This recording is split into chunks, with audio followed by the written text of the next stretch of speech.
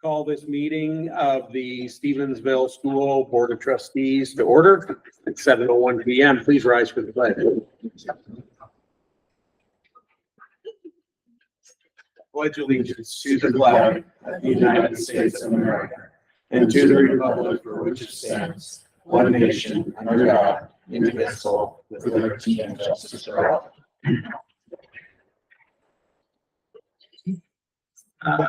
Thank you all for attending. A few comments and then we'll open up for board and public comment.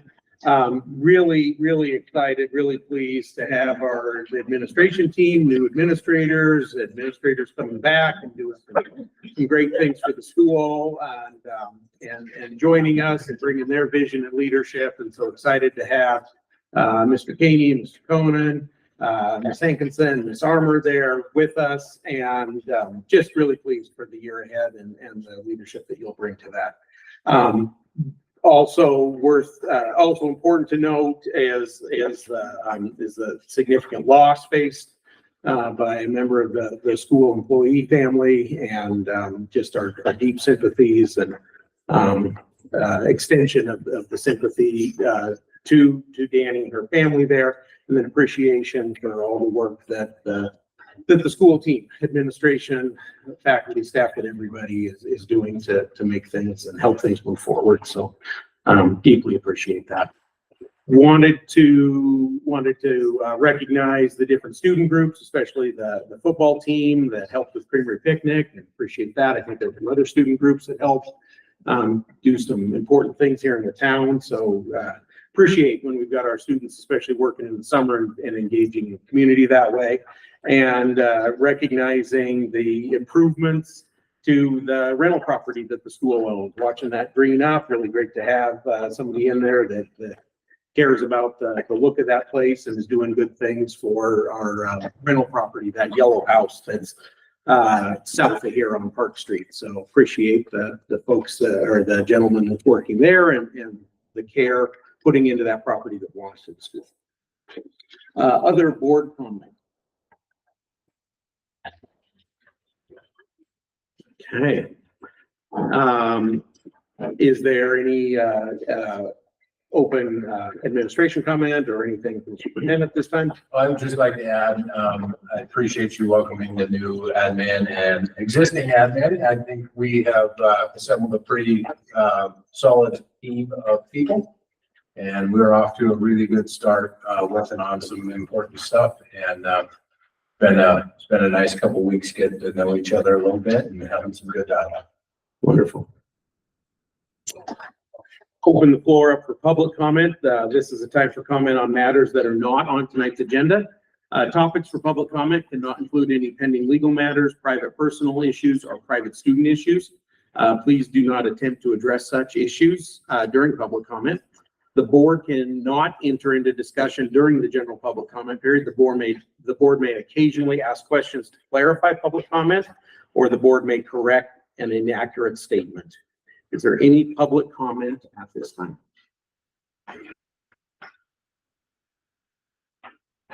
All right. Well, we'll move forward then with our agenda, and we'll start into our approval of minutes. And we have regular meeting minutes to approve, as well as a couple work sessions. So, those in your packet.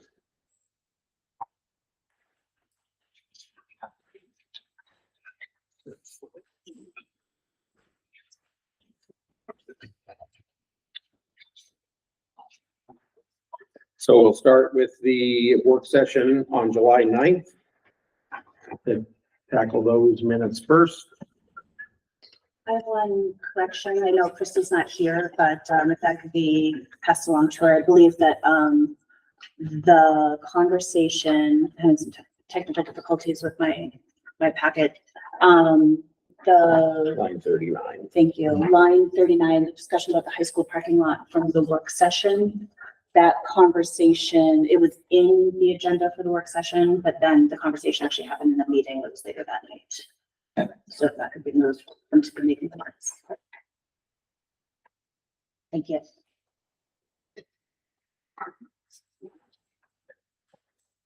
Any other corrections or additions to the July 9th work session minute? Can I get a motion to approve the July 9th work session minutes, to include the correction, shared by Stephanie? So moved. Is there a second? Then moved and seconded. All those in favor of approving the July 9th work session minutes to include the correction from Stephanie, say aye. Aye. All opposed, same sign. Motion passes. That was followed by the July regular board meeting, also July 9th. So I think it goes without saying that the correction that Stephanie just up in these minutes, are there other changes or additions to the July 9th regular works or regular meeting minutes?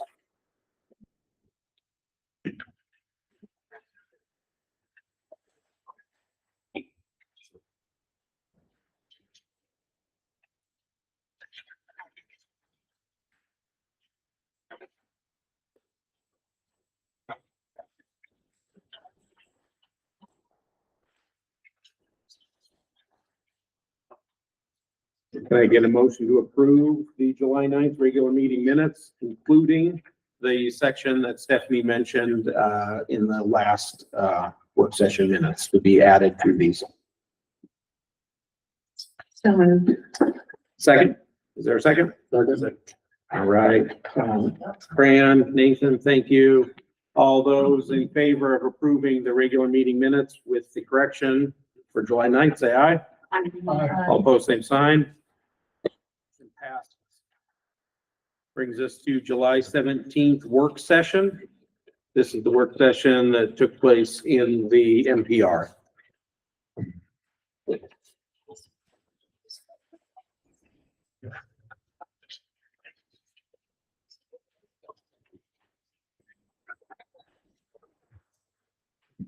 Can I get a motion to approve the July 17th work session minutes as presented? So moved. Jennifer, is there a second? Second. Nathan, second. All those in favor of approving the July 17th work session minutes, say aye. Aye. All opposed, same sign. Motion passes. We'll take a look at our claims. Claims starting with claim 41,538 tonight, as well as additional claims. And so Sam, correct me if I'm wrong, the additional, so our claims will end with claim 41,612. That's our total number of claims.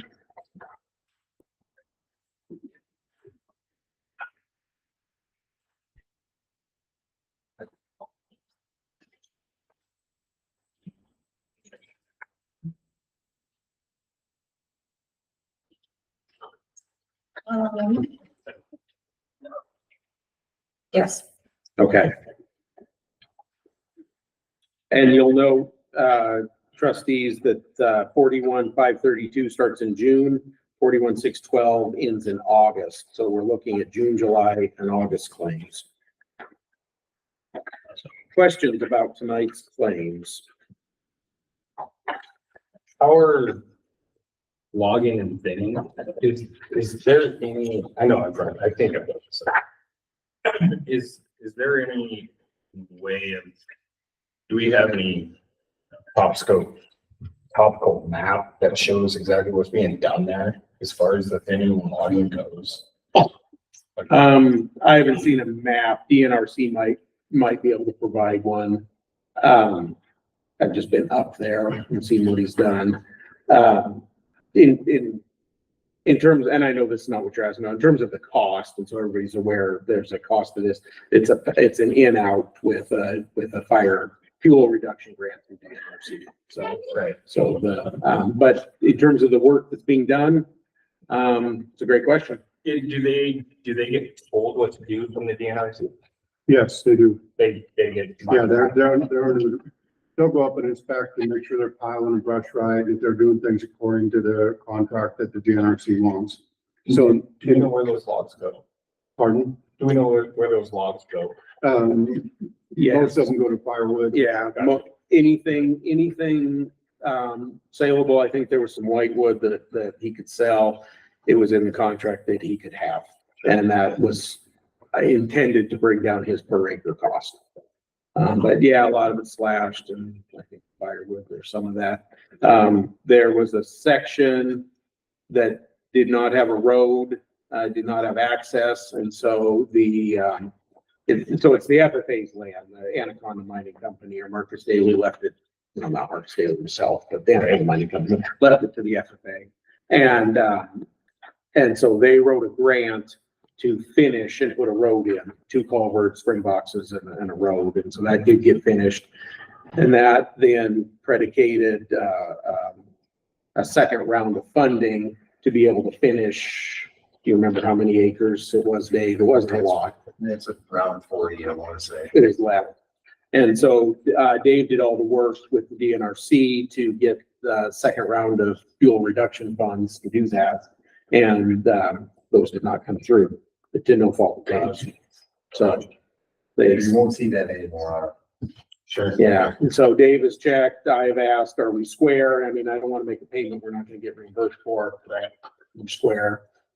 So it hasn't cost us anything. It's unfortunate the second round of the grant did not come through. Dan had a question. Dan.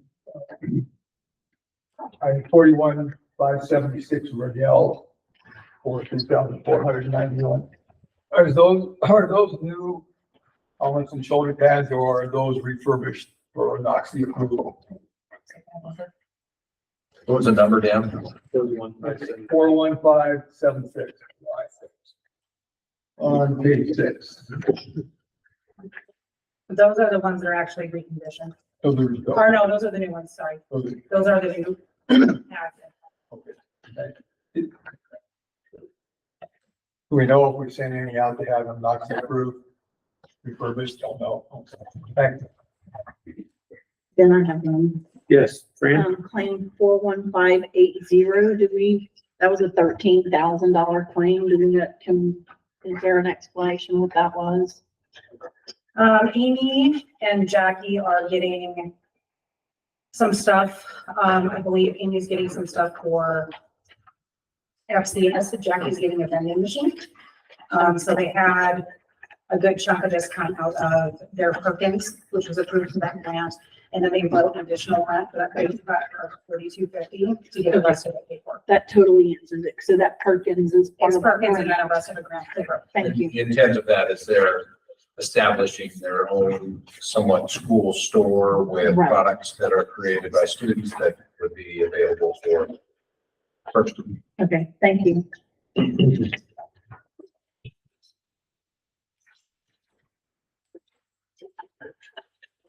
I did have a question, and I think it's kind of related to what we talked about last month, but I just want to make sure on 41,596 and 97 and 99.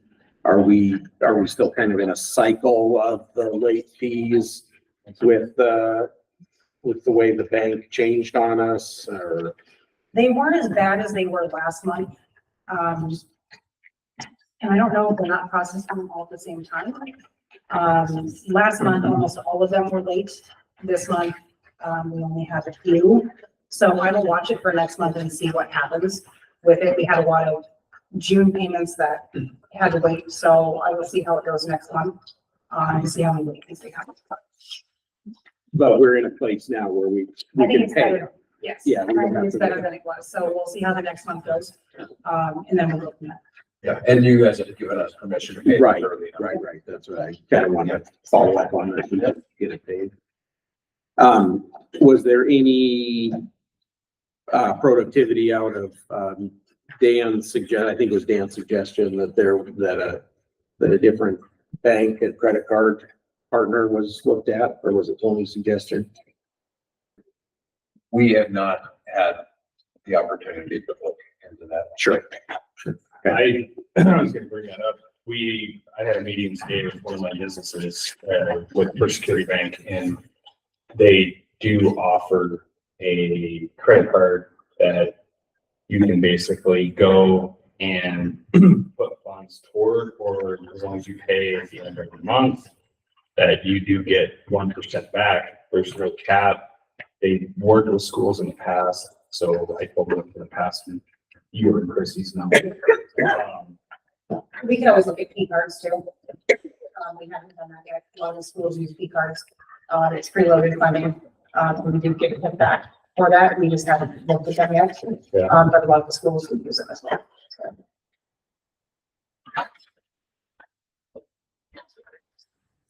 Any other questions about claims and, or student accounts? Yes, Dan. Looking at the student account page, and I'm curious, as I look through these accounts, I noticed that virtually every activity has an account except one, and that's boys soccer. Is there any reason why boys soccer does not have a student activity account?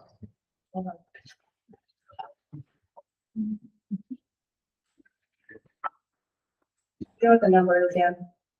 It doesn't have, I'm on page 101 and page 102 of the activity account.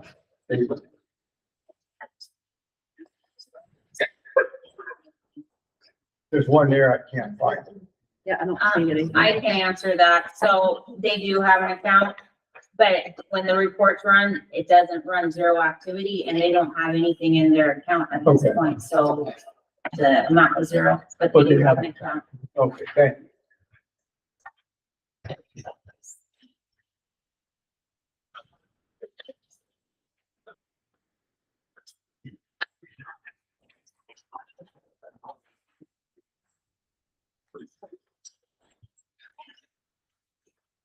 And it looks like, Dave, that this new statement of student accounts reflects cleaning up some of the inactive accounts and the inactive classes. Yes. Okay. Thank you for that work. And so that money hasn't been spent at this point, but it's been cleaned up. Okay. Thank you for that additional work and doing that. What you've done. Any other questions? Students, accounts, or claims?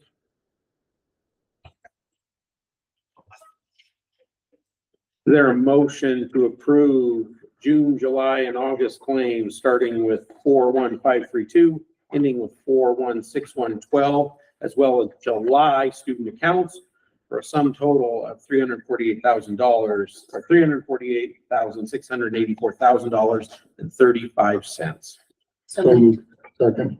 Stephanie and Tony, all those in favor say aye. I All opposed, nay. Motion passes. On our consent agenda tonight, look forward to welcoming quite a few folks. Dan, Yes, could I make a suggestion with our consent agenda? yes, please. Could I make a suggestion that we entertain the consent agenda at the end of the meeting? Sure. There are some things that would require some approval that have some employment ties. Mhm. That I think we should do before we get to the employment. That makes sense to me. So, I would at this time entertain a motion to, amend the agenda by moving item 5 on the agenda to, to move it after item 7. Fran, thank you. Is there a second? Second. Tony, thank you. All those in favor of amending the agenda to move the consent portion of the agenda until after business action items number 7 to be handled later tonight, say aye. Opposed, same sign. Passes. So moving past our consent agenda, we'll start into our informational items. And there is a wealth of information from Superintendent Tennis, and starting with his superintendent's report. Good information in the narrative. That's where you'll find a lot of that.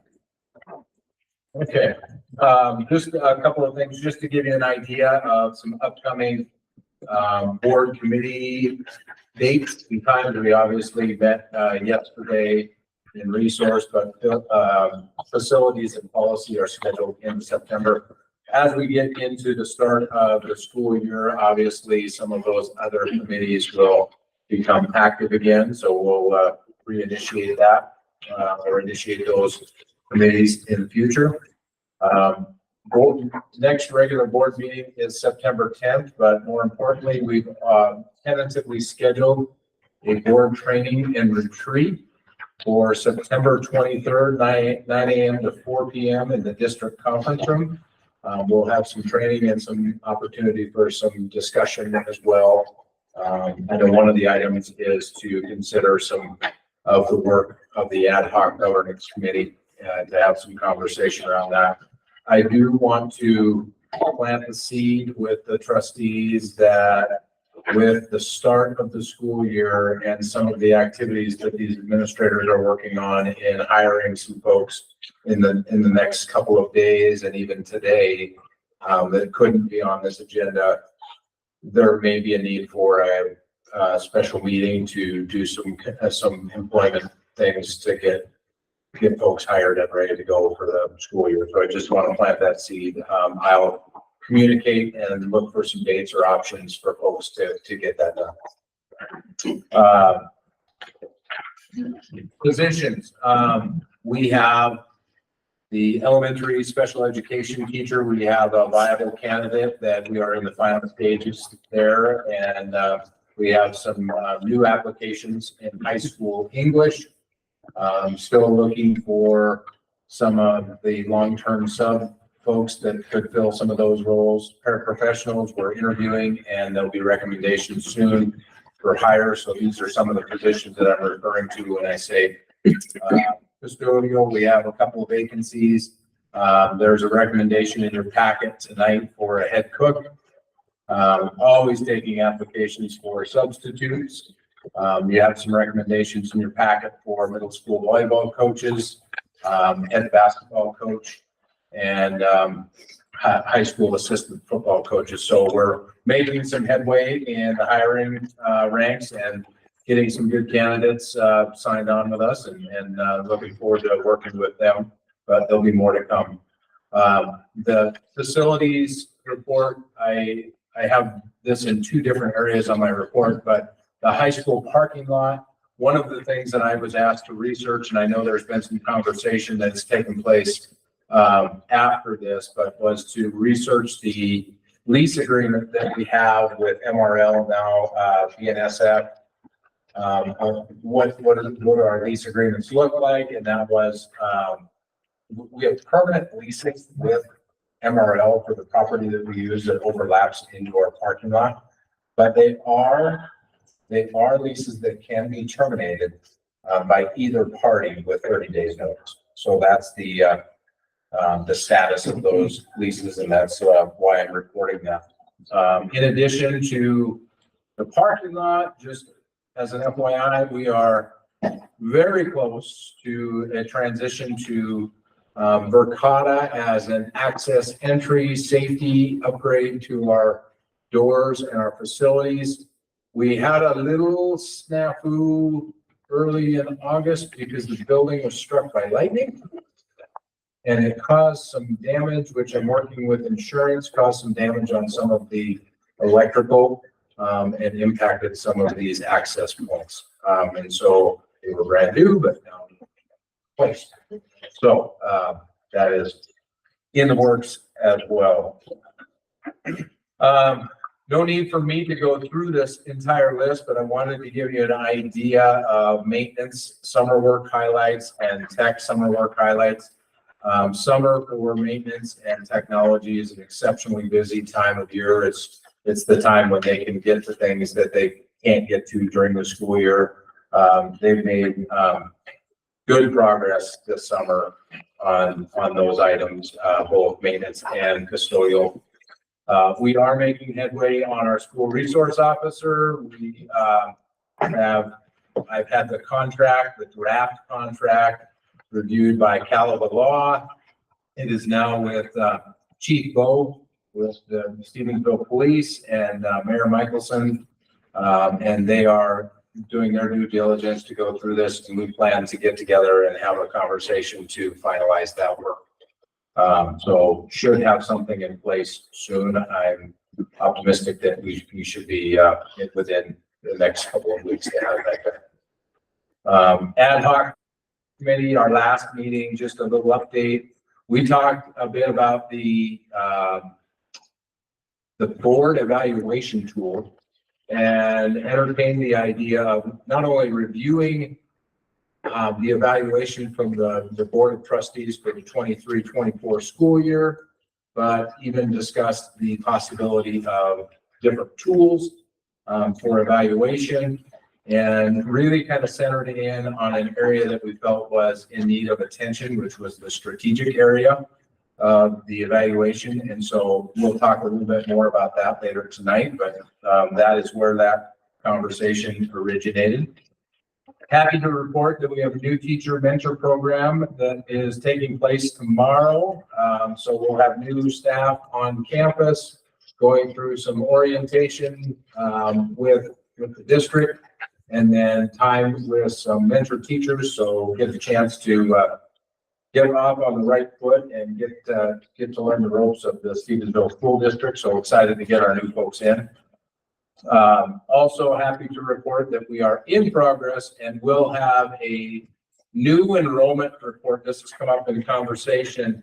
New enrollment report, which will show an in and out. So where are students going and where are students coming from, to give us an idea of any transitions that our students are going through. The next item is twofold, just to report back to you, the 8th grade participation. So we have several teams that have solicited or submitted a request to us, and one more now on my desk, and it's just kind of been held up because we've just not had a chance to circle up and talk about that. But we have approved 8th grade participation as of right now: girls basketball, girls soccer, cross country, and to have 8th grade participants for high school activities. Now, this brings me to the next point. Below that is the guidelines that we had a discussion as a board. You had a discussion, and we created these guidelines to guide us in the decision making. The reality of the situation is most districts are simply not having any guidelines, and they are just doing this on an as-needed basis. I'm not saying that we need to change these guidelines, but I think it's something that we or you should consider, that we just make that not something that's restricted, but something that is a little bit more open. I've not seen or heard any negatives related to impacting older students' playing time and activities. Matter of fact, it seems like it increases the amount of participation of all of our students, which is really what we were after. So just reporting that to you. And then my last item is the high school parking lot, which I will kick over to Board Chair Van Meyer and Trustee Bean and Trustee Donaldson. Absolutely. I want to stop there. Are there questions for the superintendent? Covered a wide range of things there. Yes, Nathan. This is secondhand, so I'm asking. I heard that some other school, Hamilton in particular, they're basically just following SHA and saying that everybody, in regards to 8th grade play now, everybody that is in 8th grade can try out as a high schooler besides football. Yes, and MHSA does not allow that to happen in football. They won't allow it. Right. So, but yeah, that's kind of what I was getting at, is a lot of districts, Hamilton included, They just voted on it last night. 8th grade, you know, you could just do this. That seems to be more the approach now than anything. And do you know, are we the only one not doing it, or? We're not the only one, but, in Class A? no, there's lots of Class A schools that are doing, having 8th graders. Right. Yeah, it's very common. So, And which activity is the request from? Because we've, The one on my desk now The one on your is desk. soccer, boys soccer. because girls soccer was approved last year. Yeah. So it's kind of part and parcel for where we're at. So where we at that's approved, As of now, cross country, boys soccer, girls basketball, I think that is it. Do the ones you approved last year carry over for this year? Well, we asked them to resubmit every year, so these would be those that have submitted over the course of the summer. So yeah, girls basketball, girls soccer, and cross country as of right now. And right now, I have boys soccer on my desk. Have you denied any sports or participation based on these guidelines, or do you think it's deterring anybody from asking? We did, I will say this, that last year in boys basketball, we did deny because it wasn't fitting the guidelines that we had established. And it was coming a little later in the season, and so we did say no to that. But that's partly why I'm saying today is maybe this is not an issue that we need to try to control, that we just allow. And I know we discussed it at a board meeting. Is it an administrative decision to change the guidelines, or is This would be, that? but I would love some guidance from all of you as to what you would prefer to do. And, yeah, these guidelines gave us permission. They were just guidelines, gave us permission to make that administrative decision, which we're still allowed to do. But if it is in the will of the trustees, if you would like to formally say, we would prefer to allow eighth graders to participate whenever necessary, that just takes the guesswork out of it. Are you, I would assume because this is an informational item, we would not be able to vote on it tonight. Not tonight, but you could sure shape the conversation and guide a future discussion. Right, and so the one thing that I would add, if I remember correctly, when we had talked about this before, part of the concern was those programs that had a middle school program, we didn't want to pull from that. And I just want everybody to know what I learned, which was, and I knew it, I just had to be reminded of it. A lot of the middle school sports are playing at a different time or participating in a different time than the high school. So it's really not affecting it, and they can play both ways on the middle school and the high school. That's correct, Dave? Very true. That's accurate. Dan? oh, I just wanted to echo what you said. Virtually all of the Class A schools across the state have gone to eighth grade participation, and that includes the larger ones like Catholic, which has no shortage of students in the high school that participate in their activities. So I think it's certainly something that we should look at, and if at all possible, maybe consider it for this year, but that remains to be seen. This is not under informational situation. What about co-ops? Have we had any schools approach us or anything along the lines of co-opting like we did last year with some other schools? We have not this year. And those co-ops that we approved last year are three-year agreements. Okay. Yeah, but they haven't had anything. So I have a, can I ask a question? You sure can. You're gonna defer. All right, Glenn. Please state your name. So just for my own clarification, it's not a board decision, it's an administration position. Graders can play out. Last year, we said that it could be a board decision. The administration came up with the guidelines in front of us here, and we were comfortable with the administration managing it because it's far more nimble, but And that was the case last year. and as we sit here today, it still is, yes. Because one of the students we're talking about was my kid, who the coach was asking if he could play out.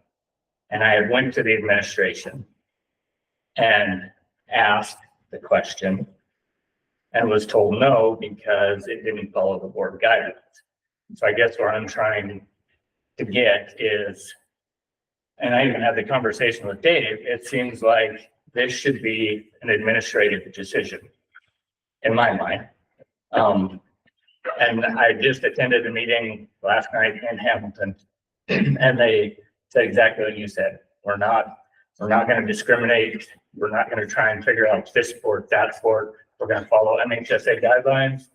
We're not saying 8th graders can play, we're saying 8th graders can try out. And they're not discriminating. I think that would be good for Stevensville going forward. Ben, can I? Yes, Frank. So when we discussed it last year, the guideline that was given that probably affected that was the guideline that if there was a middle school program, then we would not approve 8th graders. So. But my issue is So- why, not to cut you off, I'm sorry, but why, if there's a guideline in place and a coach is asking, hey, I don't have enough kids to run a freshman JV practice, I need kids. Why couldn't that decision have been made during the season? If there was a Well, guideline in place. And if I can finish, my assumption would be based on those guidelines, the administration decided to follow those guidelines that had already been agreed upon between the administration and the board. And so that's why it's being brought up now. Do we continue that? Or do we say, no, we're just gonna do what every other district is doing and just allow it across the board? So, And I sympathize with what you're asking, but I think Fran's probably on the right track there, that we gave the district, the board gave the district guidance on the sports that would be allowed, and basketball was not one of them. And so and I don't know all the ins and outs, I don't know the timing of it, but certainly I can see if I were in Dave's shoes, I would have had, this is the guidance the board gave me. Boys basketball on the list of allowed. That's what we thought at the time was the right thing. I think Dave's asking us now, do we think that's right anymore? And there's obviously been a request from girls basketball. He's approved it. Rock in a hard space, I guess. So tonight is the first time that I have actually gone against what you have recommended. With that, yeah. So, I'm Do just we getting need to that change it? fully out there in front of you, Right. saying, this is the first time that I have approved a sport that we didn't approve last year in girls basketball, and doing it again with cross country. And cross country, those sports happen at the same time. Right. So that's a different take on this, and I am recommending to the trustees that we look at this as let's just not put, let's allow this. Good. Dan. So let me, my understanding of what we went through last year with this whole 8th grade thing was brand new. And it was just now creeping into schools other than Class C schools, which is what we're usually intended for by the high school association. And it opened its own life. So last year, when we sat down and had this discussion, this was all new for us. And so we were trying to find some way to address the issue. What we've now found out, and what I think we're hearing, is that we've learned something from last year. Now we're looking at possibly doing something different. So now that we've gotten a little bit of an education and some experience in dealing with this, now we're looking at some other options. And as far as why we wrote or why we came up with the guidelines we came up with last year, we were like everybody else that had to deal with this issue when it came out of the high school association. And don't take this the wrong way, How do you do it? it's probably gonna come across wrong, so please don't take it the wrong way, but to me, this looks like the classic example of, instead of Stevensville being proactive, now we're being reactive. That's the way I look at it. I don't think so. I think we were proactive in that we took a certain degree of steps with the information that we had and the requests that came to us. What we're now being is we're saying we've learned from, and that's what proactive is. You take what you've done, good, bad, the ugly, you learn from it, and you move forward from there. So I think we are being proactive. I think the fact that we did it last year was a proactive step. We weren't under, but we tried to do what was in the best interest of with the information that we had. Tony. So, Dave, I guess I'm totally fine with you making a decision however you want to go, but in order to go forward with this, I don't know if you or coaches or who would do this, but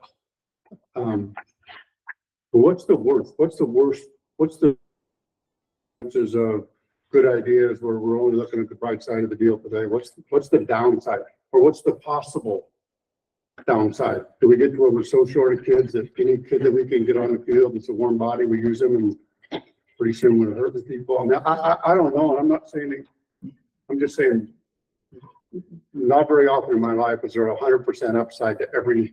Right. any So moment. I think some of What's the concern that downside? we had last year was, one, honestly, the physical and mental maturity of students with older kids. That may or may not carry weight, but it is a concern that I think as parents we would have, as educators we would have. And whether or not the developmentally a kid is ready. The other factor is, how does this impact playing time for the existing students?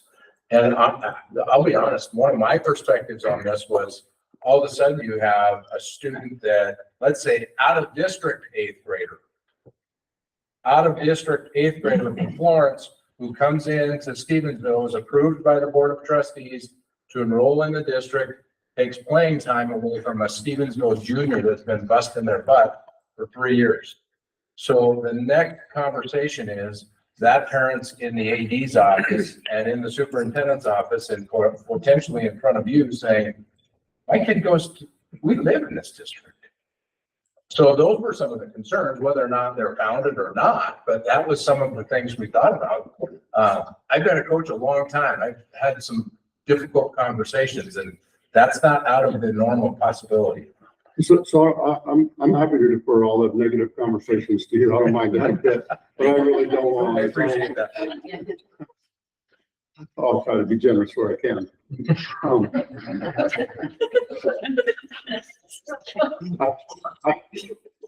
I just don't want any kids hurt unnecessarily. For sure. And I have occasionally watched people be the cannon fodder for other people's agendas on scales that are massive. So for a variety of all sorts of reasons, but so I guess I'm just concerned. So in order for me to really think about this, I'm not a coach. I don't look at this every day. So I'm more, what is the worst case scenario? Where don't we want to be? Or don't you want to find yourself, explaining to somebody why their kid's got a broken leg, or where don't you want to be? Don't want to be in an injury situation. You don't want to be impacting a student's self-confidence. Those sorts of things, yeah, they weigh heavily on the decisions. But I think with those concerns and with the benefits to our programs, which benefit our teams, I think it's something that we stop trying to limit and we just allow. So I'm bringing this to you. It's the first time, like I said, it's the first time that I've violated that agreement and gone with a recommendation that doesn't follow those guidelines. And I'm just trying to be honest with you where I feel like we should be. Well, I'm 100% to support you. I'm trying to think of the things that bite you that you don't, and positive thoughts don't see. So if they're out there, I'd like to know about them in advance.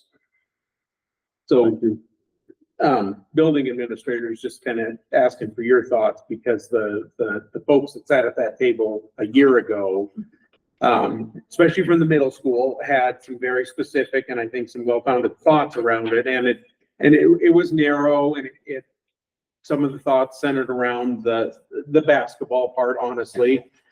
We didn't write any policy around it, but one of the things that was brought up, and so I'm just curious what you think and what you know from students, was when you are getting into something that doesn't overlap, say middle school basketball. So the high school season starts in November, might end in February. The middle school season might, I don't know what, starts in January-ish, could go into March.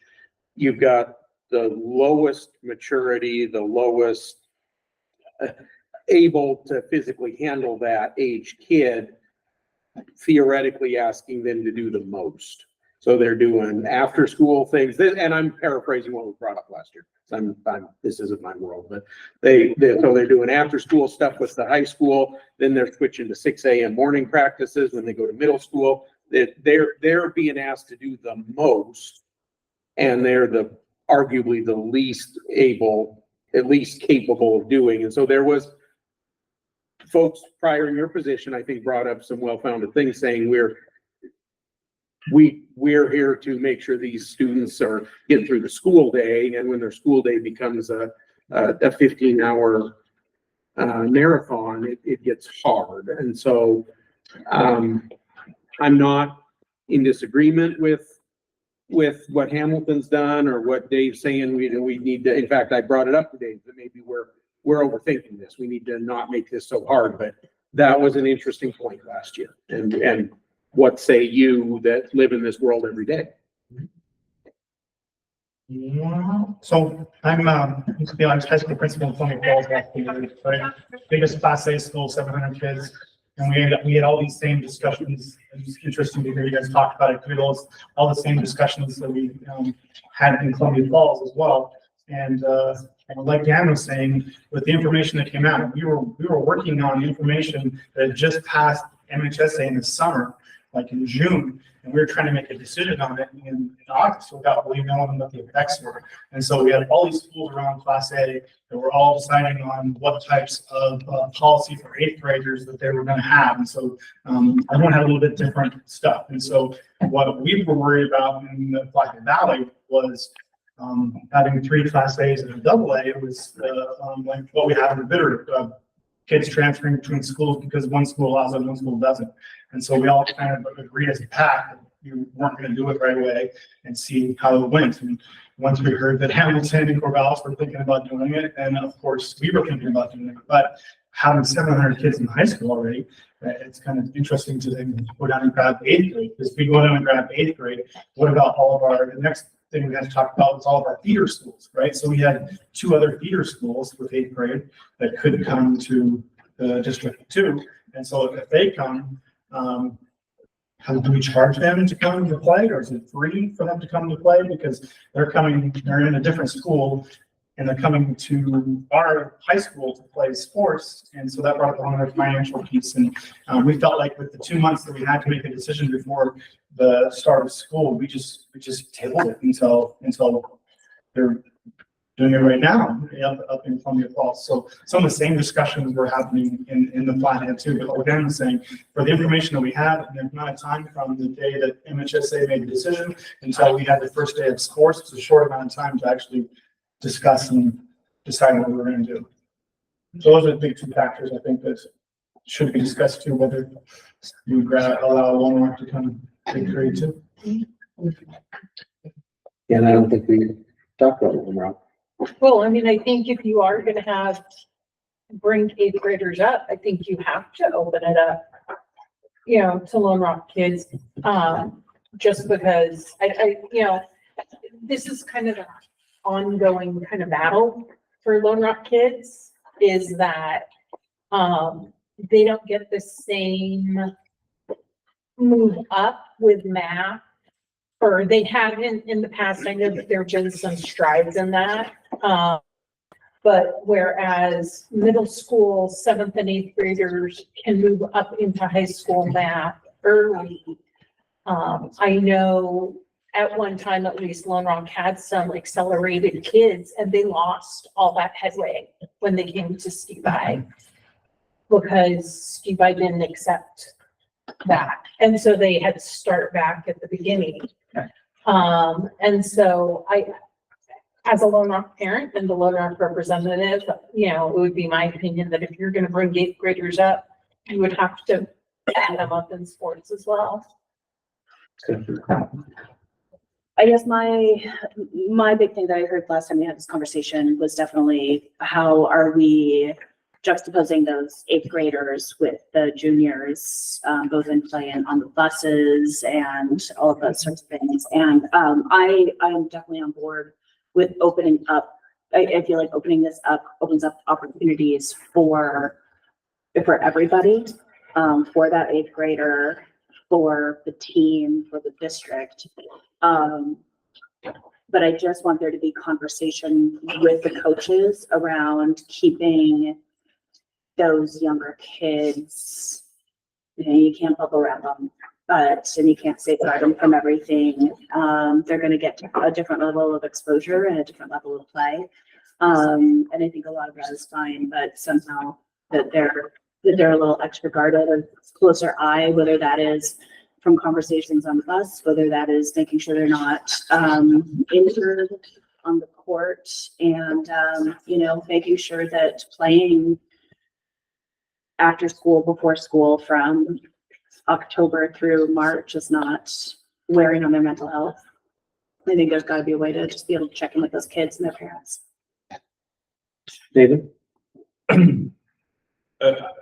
Competition breeds business, and I think that on the back of our plaques, it says what's best for our students. And ultimately, when you're opening up a different world for these eighth graders to compete at a different level, everyone gets excited.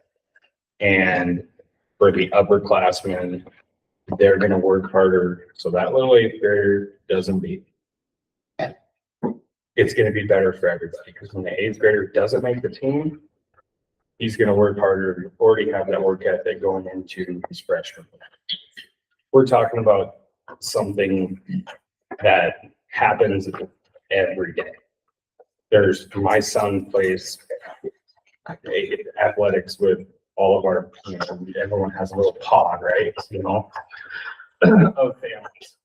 And he's exposed to exactly what Stephanie says, and I agree, there has to be a conversation had with people. But at the end of the day, outside our four walls, we can only do so much. And we can only do so much. But ultimately, what is best for our students? And if that means opening up their world to be better, to creating that work ethic, and to speak to the 14-hour days, Christy and Glenn's kids, I mean, they're up at 5 o'clock going to weights anyway. And then they go to school, and then they're at open gyms until 8 o'clock. They're doing it anyway for the people that are willing to, you know, obviously there's restrictions on people's times and everything like that. And this is a family matter. You know, ultimately, Dave can only say so much. And then it comes within your house. You don't have to let your kid try out for high school sports. Obviously, you know, this is a family matter.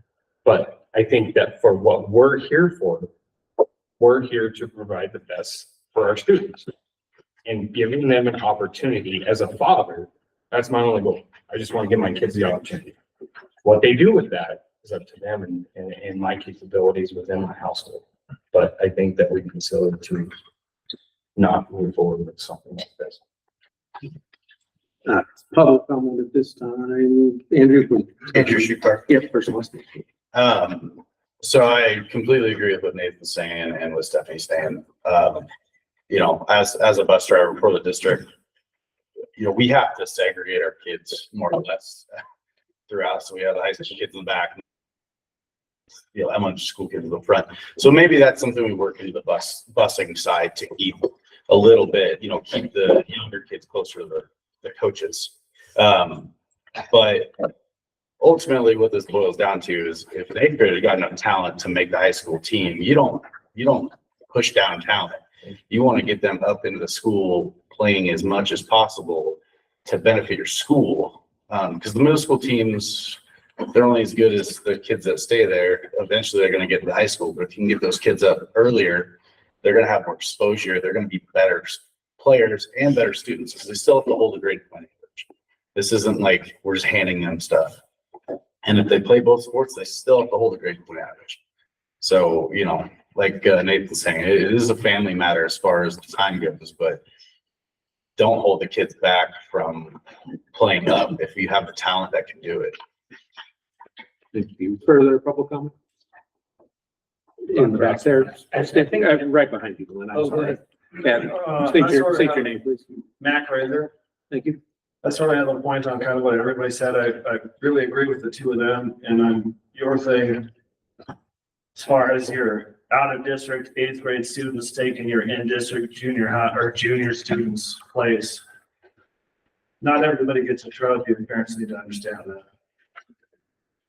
Some people aren't as good. Maybe they have to get a job and settle place for it. Definitely, I think that if you're trying to increase the students coming in, like we've mentioned students going out of district and students coming into district. If you want to bring students into district, it's because you have better sports programs and nurturing your talent from the beginning is the way to do that. Wayne Gretzky didn't become the pro by waiting until he was a freshman to start practicing, like in the big things, you know, this. On Tony's point, how do you prevent too young of kids from coming in and getting hurt? An athlete is an athlete. It's a try. If they don't make the team, they don't make the team. If they do make the team, they're dedicated, they're gonna put in the work. If they get hurt, they understand that's part of doing what they're doing and they chose to do that. I think fully on board with all that. I actually think we're all on the same page. Glenn, you had, He just hit on my point. I just wanted to say that at the end of the day, these other schools are offering a tryout. And we try and hire good coaches. It sounds like we've done a really good job of that. And some of the onus is gonna have to fall on those coaches to mitigate some of these issues that we're worried about. And if they have a kid try out that isn't at that level, either physically or mentally, it's hard, but we have to go back to the days of cutting kids or telling them they didn't make the team. But inevitably, I think it should be a tryout, but they should have that opportunity. So I don't so, disagree with that either. I think that's a coaching decision. Yeah. so Dave, would you be able to, draft updated guiding principles to bring back? Okay, I'm welcome. Sorry, Vicky. To bring back at a upcoming board meeting that out comments, since that's a common theme, and then, maybe look into what we did not talk about with Lone Rock. And I guess that would need to be a 50-50 conversation with them too, because then there's all sorts of transportation and who's in charge of what student and who, there'd be a lot of considerations there, because they're not our district, but maybe some other districts have figured that out. Maybe Columbia Falls is figuring it out tonight with their two feeder schools, so. Sorry, I got it. Yeah, Vicky and then. I was just gonna say, I believe that you need to include Lone Rock in the eighth grade facility, because they are the feeders, they feed into Stevensville. They don't feed into Lone Rock or Lawrence or another school. Bring them in, get them hooked. As far as, it's their responsibility to get to Stevensville, and then they fall under the same guidelines as Stevensville does. They make the team. But I think you have to do that. Thank you, Jennifer. Well, and I know Lone Rock kids have played on the Stevine Middle School football for years. Because Lone Rock only offers flag football, and so for years, and those parents who, wanted them to play football at the middle school level were bringing those kids over. So I don't think, that's an issue. I think they just need to be included. Okay. Dave, can we also take a little look at what the few sports that we have that happen at the same time, middle school sports that are happening at the same time as the high school sports, and what the impact is going to be? Sure. I'm not necessarily saying. That's something we definitely should monitor. Thank you. All right. Any other questions on the superintendent's report? Any public questions on the superintendent's report? side of the eighth grade. All right, the last part of the report includes some of us on the board. Nathan's done a fantastic job of providing some leadership around our high school parking lot discussion, and so you'll see in the packet some recommendations, and really grateful to have Glenn here tonight too with Specialty Excavating that has provided just a wealth of expertise of ideas of what could happen, what this could look like, and how it could be done for quite a bit less than some of the other plans we've looked at. And so there's a map in your packet. And then between Nathan and Glenn, I think there's probably most of the expertise around that. So Nathan, do you want to share a little bit maybe with everybody what we're looking at and what we're asking for ideas and maybe support around? So we took, at the last board meeting, if you look at the minutes, my question to Dave was, okay, you know, the only way to eat an elephant's one bite at a time, right? So I was like, really, what are we trying to solve here? And his answer was this, obviously we're looking at safety for students and buses. And so we're looking at the entrance and exit. When I went to school here 20 years ago, I know I look good, but I'm old. And so we always use that gravel parking lot, which is to the east, for an exit. And that's, we was parking back there, and we all either diagonal parked or we parallel or we perpendicular parked. And so we use that as an exit. And so when we had the meeting with Glenn a month ago, he brought up the idea of bringing in the parking where I say enter only off of 3rd Street to your south, to the south, and just making that a straight line. You can see there that you're going to lose 3 parking spots, and then everything goes to the west and south, east, and makes the loop.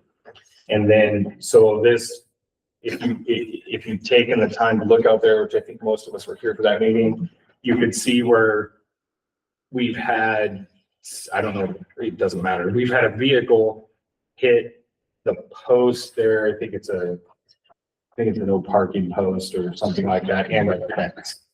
So what's proposed in front of you is to take out, I believe there's 3 or 4 fence posts along the loop on the east, on the northeast side, where I have it kind of squiggled out there. That would make your entrance and exit. But really the only thing that we're accomplishing there is for people that need to go back around the loop. What you'll find is if we take all the exterior parking and we make all of that diagonal, it would form the one-way automatically. And obviously you're going to get people that don't want it. But in theory, you're going to form the one-way automatically. We're proposing to put in a sump for the drainage that comes off of the proposed recycled surfacing, which Glenn can speak more intelligently about. We're proposing to move the stop sign from the current exit that goes goes north onto 3rd Street to where basically they had it drawn originally. And I think that was, and then it would create maybe 3 parallel parking spots for the other loop that's On the entrance side. on the entrance. Yeah, side. 2 maybe, we might have 3 there. Yeah, but in all reality, we haven't started to tackle, I think that Dan would probably ask the question. We haven't started to tackle anything on 3rd Street as far as parking goes. I know you brought up before the parallel parking. We haven't talked about that.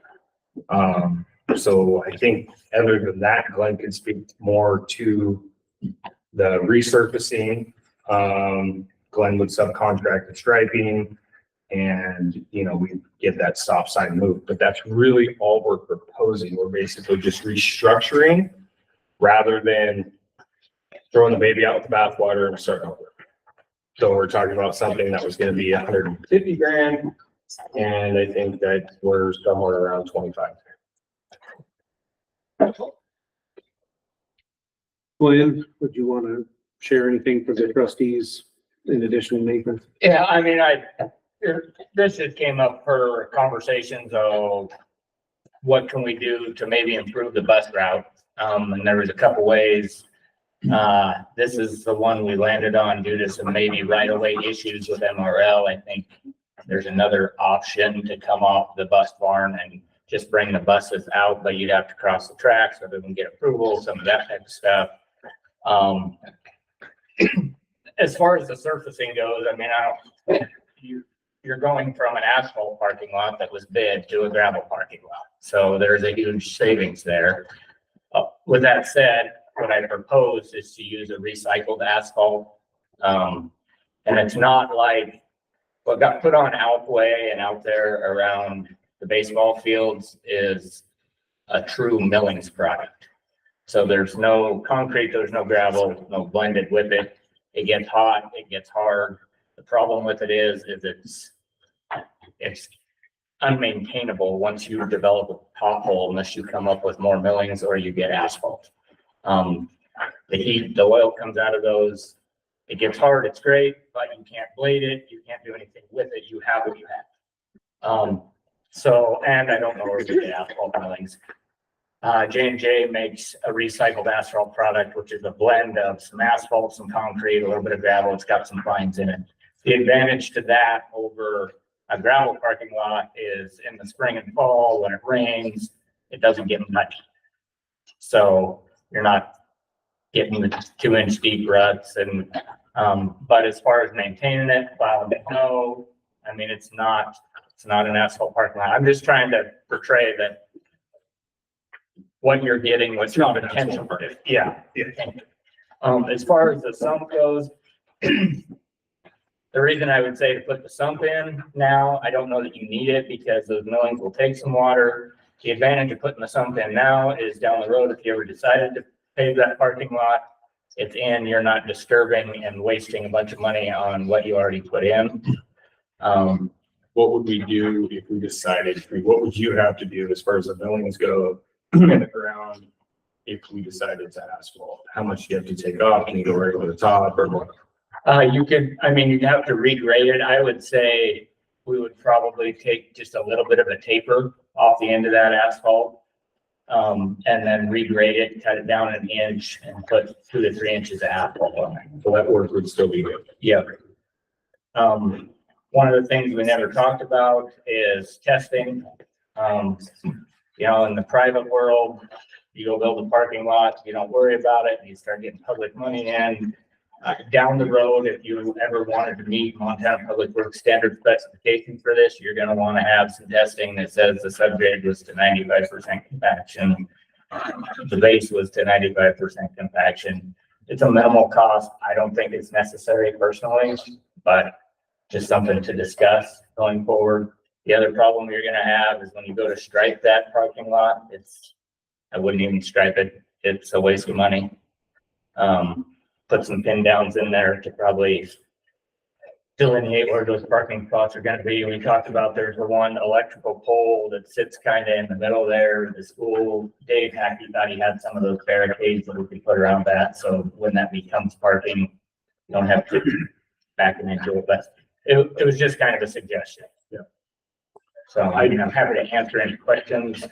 I did speak to Drew Lewis and he said he was doing fencing to delineate those two areas. And then going back to snow removal, Dave Hackey thought, if we get more than, 3-4 inches of snow, something like this, because he would be able to take that snow to the north, it would probably save us 3 to 4 hours of his labor every time. We had also asked Dan to kind of liaison with the city of Stevensville. It's their curb, it's their sidewalk, it's their stop sign. And so Dan, do you have any new information on that? I visited with Boss. And all we were asking to do at this time that I was aware of was have the stop sign moved 30 feet from 55. The street behind though is a city street, not a county. And so he didn't think there would be any problem. He did ask me if there was any interest in converting on Third Street, parking from what it currently is to parallel. As far as I know, there wasn't any. So he's out of town for the rest of this week. And when you're ready to do whatever, then I'll come out here and take a look where we want stop sign put in. Understanding that it has to be approved by the city council, which he didn't think would be a problem. But having been on the city council, I'll leave you at that. So the scope of this project and the estimated price points place it legally and by state law and by our board policy in the purview of the superintendent. Because we have talked about this ad nauseum and it's gone through committees and it's gone through board field trips and on and on and on, we felt it was appropriate to make sure it was handled in front of the full board, it was handled in front of the public. Normally, this would be the sort of thing the superintendent contacts a contractor or provider and has them get it done, and we would see it in the superintendent's report. This kind of balloons beyond that. But that being said, we're still in that scope of, it's not an action item, we're not gonna vote on it, but we are looking for, folks' opinion. Are we missing something? What are is there anything about this plan to not move forward? Is this the sort of thing that we should be doing more? Should we be putting the asphalt down now so it's not something in 5 years and just getting it done all at one time? So these are the sort of the dialogue that we wanted to have tonight and with the public as well. So Nathan? And just so, you know, we're on the same page and Dave wasn't privy to the last meeting. You know, it's one of those things too, that we're not talking about a ton of work, but we are talking about dirt work in Montana, and we are now in August 13th. So if Dave were to give Glenn the go ahead, you know, this is something that Glenn would come in and do, but we are 4 to 6 weeks out. Minimum. You know, this could turn into just trying to get it done before the winter goes. This is not something that can get done before school year, just so everyone's. And I just want to make, sorry, go ahead, Deb. Oh, go ahead, Glenn. I just want to make a public comment that the original parking lot went out for bid. With a set of plans, design, engineering, everything. We were the low bid contractor on that project. Funding wasn't there. Whatever. I just don't want to get an impression that like we're back channel working with me or whatever. Like if you guys want to put this back out to bid on the new scope, I'm fine with that. Like I just want to make the public comment that I feel like you guys are negotiating with the low bid contractor at this point, which is fine, but I don't want any fists. No, I think that's more than appropriate. And I hope that is widely understood, that not only was Glenn a little bit, but because of the nature of the scope of the project now, and kind of like I said earlier, Dave would have the ability to go out and get that done. I think we've been nothing but fortunate to be able to have access to expertise that we've seen at no charge, where it's come multiple times, look things over, shared ideas, come up with arguably some better thoughts around it. And so there is absolutely no back channel thing. Thank you. Yeah. And Stephanie. My question was, you answered it in part, goes to timeframe and how long the project will take and what the disruption will be to traffic in school once, I'm assuming the project will be happening during school days. What does that look like? Yeah, to be honest with you, the timing is not good for me. When we did the project, we were anticipating that it would get completed prior to finishing before school started. At this point, my portion of the work, which is going to be the excavation, the installation of the sump, and the installation of the gravel parking lot, we can handle that out, handle that off, delineate it. You know, use traffic control. We work around kids and schools and traffic all the time. I mean, obviously, some safety protocols have to be put in place. That can be done. The the difficult part of this project, it almost needs to be done on a weekend or when school's out for a few days, is the restriping coming in, the arrows getting striped, and all that delineation is gonna have to happen when nothing's happening back there, whether that's, stripers unfortunately get it. They work a lot of Saturdays and Sundays and nights, and because that's when businesses are closed. So I'm not saying it can't be done, but there's gonna be some coordination. The rest of that would just be how comfortable you are as a school district with having a construction project when rolling in and out of there 40 miles an hour, not paying attention. And we get those concerns, but I feel like it can still be done. And what is how long would you expect to be? There's probably a week's worth of work there. Probably a week's worth of work, 4 to 5 days worth of work. Thank you. And I think the other thing that we can lean on is no one's supposed to be parking in that gravel area anyways. Now they do, but saying you can't park here because we're going to do a construction project for a week is not taking away something from anybody. And that'll have to become a high school thing to have to manage. They already park there when they're not supposed to. It's probably not a fight worth fighting, but come time to do the construction project and telling the handful of kids that park there, hey, you can't park there, you haven't been allowed to all year, hopefully is not a horribly hard conversation to have with them. Put a semi in there and that thing won't work there. Andrew, Andrew Schuckart. Do we have a number on like what it would be to asphalt it if we did like the plan you guys are talking and then asphalt without? Nothing you can hold me to, but I think we measured about 7,000 square feet there.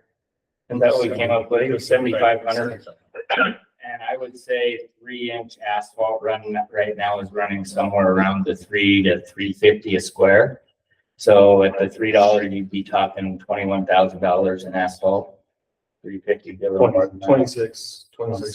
That's still not nearly what the original bids were, right? So. Correct, and some of the concern that we had, some of the comments that we had, we're trying to work in this world on a piece of property that we don't own. And throwing money out there, I come from the philosophy and make it all, you gotta burn space. But, hey, but that's the concern that We've already done that with the railroad crossing. some people have had. I completely agree with you. So, I mean, But that's a reason. Tony. I'm with Nate. I just don't want to buy asphalt for real estate we don't own or have some better long-term lease on. I know right now there's discussion at DEQ about outlawing some because of, ethylene glycol getting in them. So if we put one in, we just need to make sure it's on our property, not on the railroad where we have liability with it. So I don't know, it'll probably be another 6 months, 8 months before we know how that's gonna work, but that's my only thing. If we put that in, it needs to be on us, not them. It would be on theirs. Just, Yeah, interesting. Dan? Part of our issue when we started with this, what is the plan for the spaces that are north of the Athletic Performance Center? How are those going to be used next year or this year for parking? They were used for parking last year and will be used for parking this year as well. So will they be limited to staff or will it be a first come, first served? We have not designated staff or students at that. Those weren't strictly, I was under the impression. those There were were more for staff that parked out there, but there were.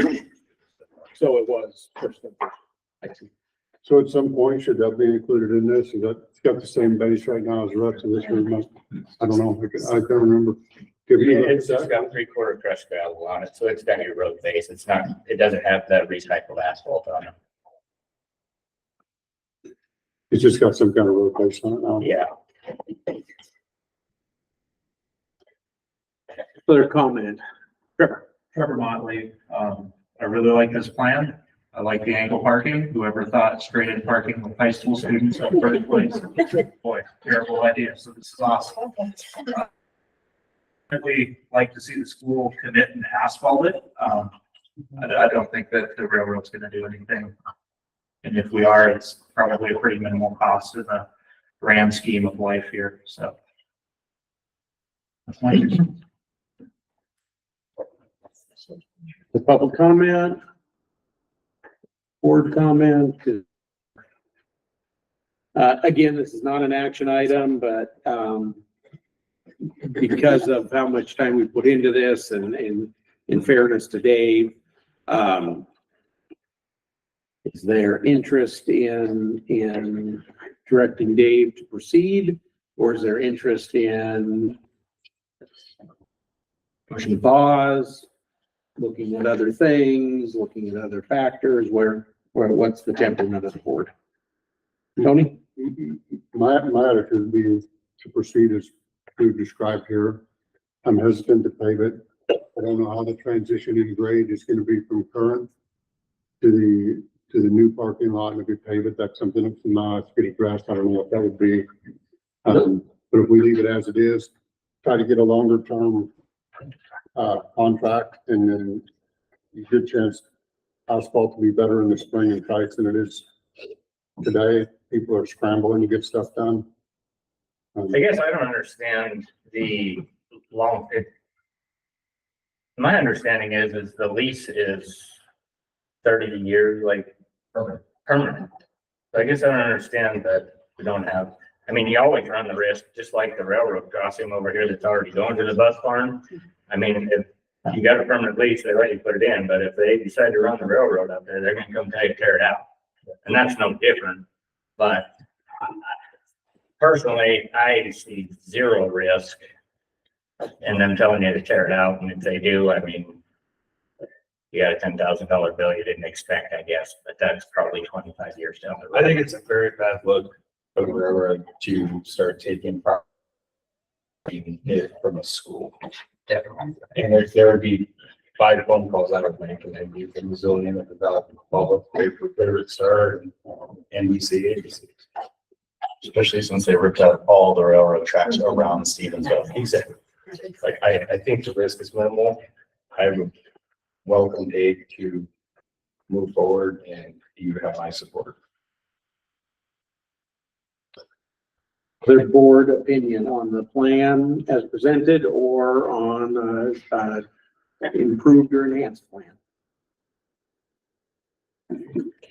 Hey, Stephanie. I would just like to have it done as safely as possible. So whatever the arrangement is, if it's being done while students are here at school. If we feel like we can do it safely during the school year, or if it's something that does need to wait, I just want it to be strongly considered.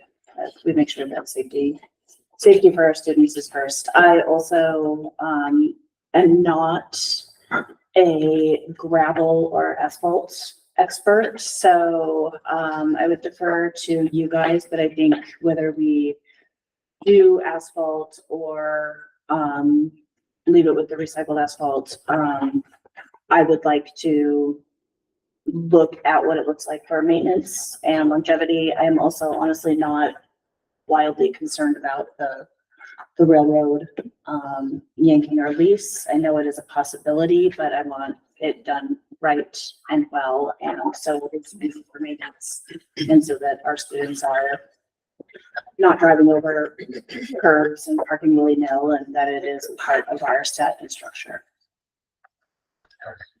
Dan? I think we've spent a great deal of time and a fair amount of money trying to find a solution to this, and this sounds like a reasonable solution, and I don't see any reason why we should postpone allowing or asking Glenn to begin the process of.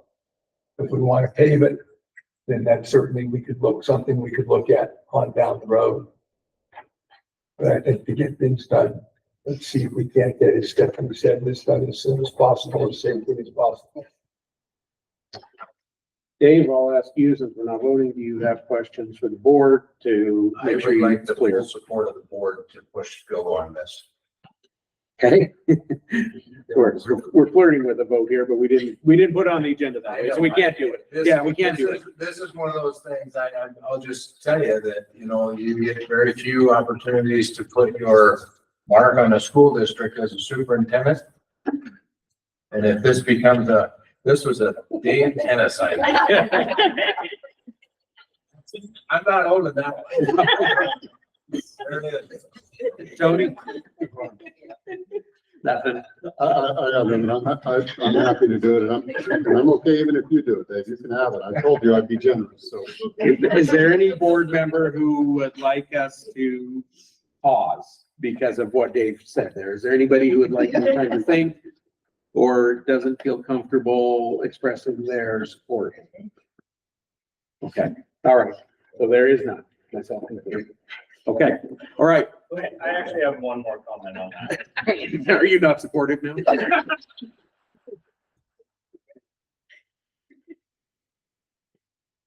Schedule is an issue for me right now. Sure.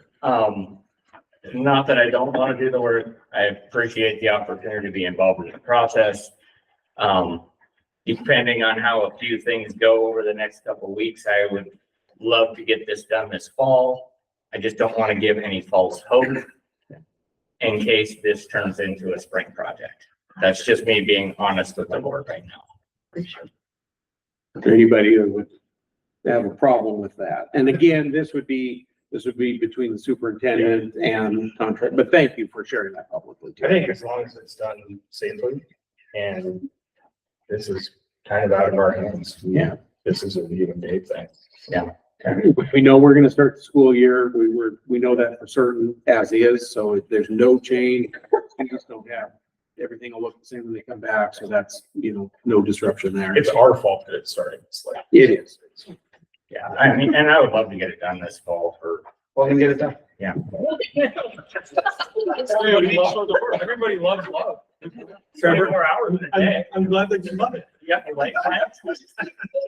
Trevor? Yeah, just one comment. If you could get jersey barriers in there before school started, it'd probably make Glenn's job a whole lot easier when he starts construction. If you don't have to retrain students to not park there when that begins, if you just have it blocked off to start with, then they don't get that bad habit. So, And we talked about that. I don't know how many school owns. That's a fair question. We don't have to. Yeah, but we did talk about that. like some defunct buses or something. Yeah, we got a couple spare buses. Yeah, there's a fine line in the image of the school. That's not gonna end. Real close.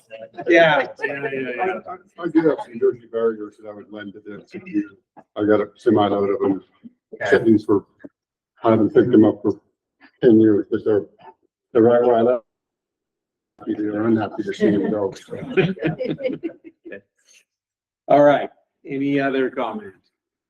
All right. Okay, thank you. Thank you, Glenn. Thanks all for their work on this. Our last informational item of the night are the district handbooks. And I want to thank all parties involved for having these in our packets. This is my first time as a board member that every district handbook, and I mean every handbook, I don't think there's one that's missing, that has been presented at the same meeting. And so that, no doubt, was probably a Herculean task. There's always things That group there did that. well, I'm impressed. This is the first time I've been to a meeting which all of them showed up at the same meeting. So, And I'm sure you've read every word of every one of them. I would suggest, and we can handle this how you want, but I'm sure that there are some areas that you have questions about or inconsistencies, that maybe there are some things that we should look at. I would welcome some follow-up communication from any of you, emails. We can sit down and do a little work together and make sure that we and make sure some of that language is consistent. A lion's share of the language does come from our attorney. So there's a bulk of the language does come from our attorney. So we add our own little flavors into those, but there is a great deal that's consistent with that. okay. Are there questions? So keeping in mind what Dave said, again, we do not vote on these. These are living documents. They do get changed throughout the year. it is our duty to review these, but again, we're not voting, we're not approving the language and locking it in that way. So, small inconsistencies would be appropriate to send Dave an email. Are there bigger things that would be good to have some discussion around? Fran? I just have a couple of things. One is a typo that I just wanted to point out on the elementary handbook, page 2, where it says the Board of Trustees. We just need to change the school year on there.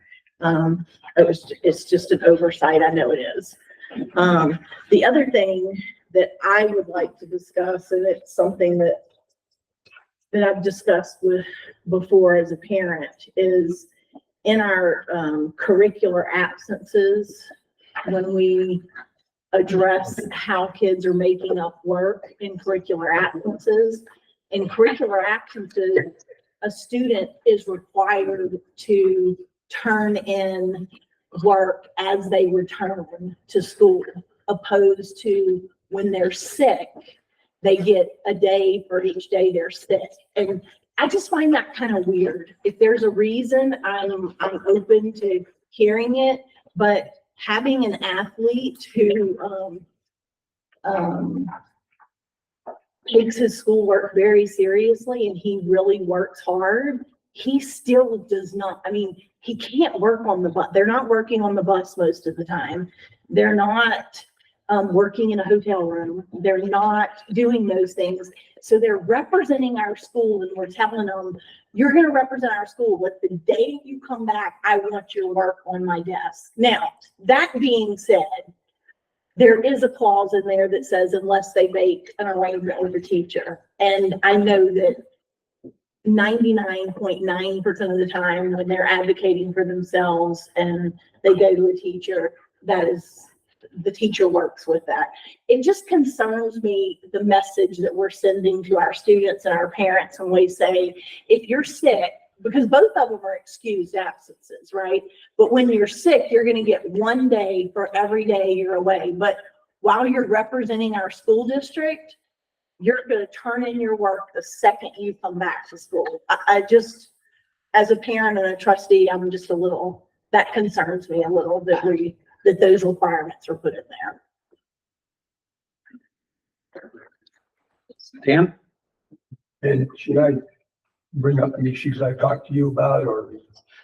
I think they're broad-based enough that, yes, that'd be right. You're gun-free Yeah, school zones and things. Yeah. Concerned about the statements that are in the 3 different handbooks concerning the Gun-Free School Act. If you look at the 2 handbooks from KA, it gives you the impression that if you keep a weapon in a vehicle locked beyond school property, that's appropriate, that's fine. The high school handbook clearly states that it's not acceptable and that there are consequences. When I was here, Gun-Free Act was pretty clear. Couldn't put a weapon in your vehicle and lock it, have it on school property. In the same arena, we have kids who do not park on school property. They'll park out in front of the school or one of the side streets. And I'm looking now at Surgeon City. If we as a administrator or whatever have a reason to believe that a student has a weapon in his vehicle, but that vehicle is parked on the street, do we then have cause ask to search that? And I'm not asking for an answer here, but it doesn't speak to that issue at all, and it should. And the other one that I noticed is the sexually related materials, assemblies, activities, whatever. It's written the same across the 3 handbooks, but my question would be, if I were a parent and there were sexual materials that were being presented or an assembly or whatever, how would I then go about asking or requesting that my child not participate or be exposed to that activity? It doesn't in any of the 3 handbooks say whether you just take the phone call, it kind of suggests that, or there's a form you fill out, or how does a parent go about doing that? Honestly, I would say contact the teacher directly. what we would want to be consistent about is notification of those units so that we get the syllabus or the topics that are going to be discussed, and then a 48-hour rule of notifying parents that this content's going to be covered and give the opportunity to say, no, we'd like to opt out of that for an alternative lesson. In the high school handbook, I'm going to talk about AP classes here. It says that if a student takes an AP class, he or she is required to take the AP test. In the past, that's been in handbook, but that's not been enforced. So my question would be, if we're going to do that, do we then as a district absorb the expense of providing the cost for that student and all those students in those classes to take that test? I think students should have the option, not be required to take the AP exam. And, I agree. I think that it should be their option. And that is what has been the case. And so that's been the practice, but the language in the handbook is not consistent with practice. do you want me to go to the activities handbook, or is that being tried in deference? We'll to- work on that. I know what the question is. Okay. Yeah. We just, obviously, for Yeah. reasons, yeah. So those are the big ones that I did read every word all.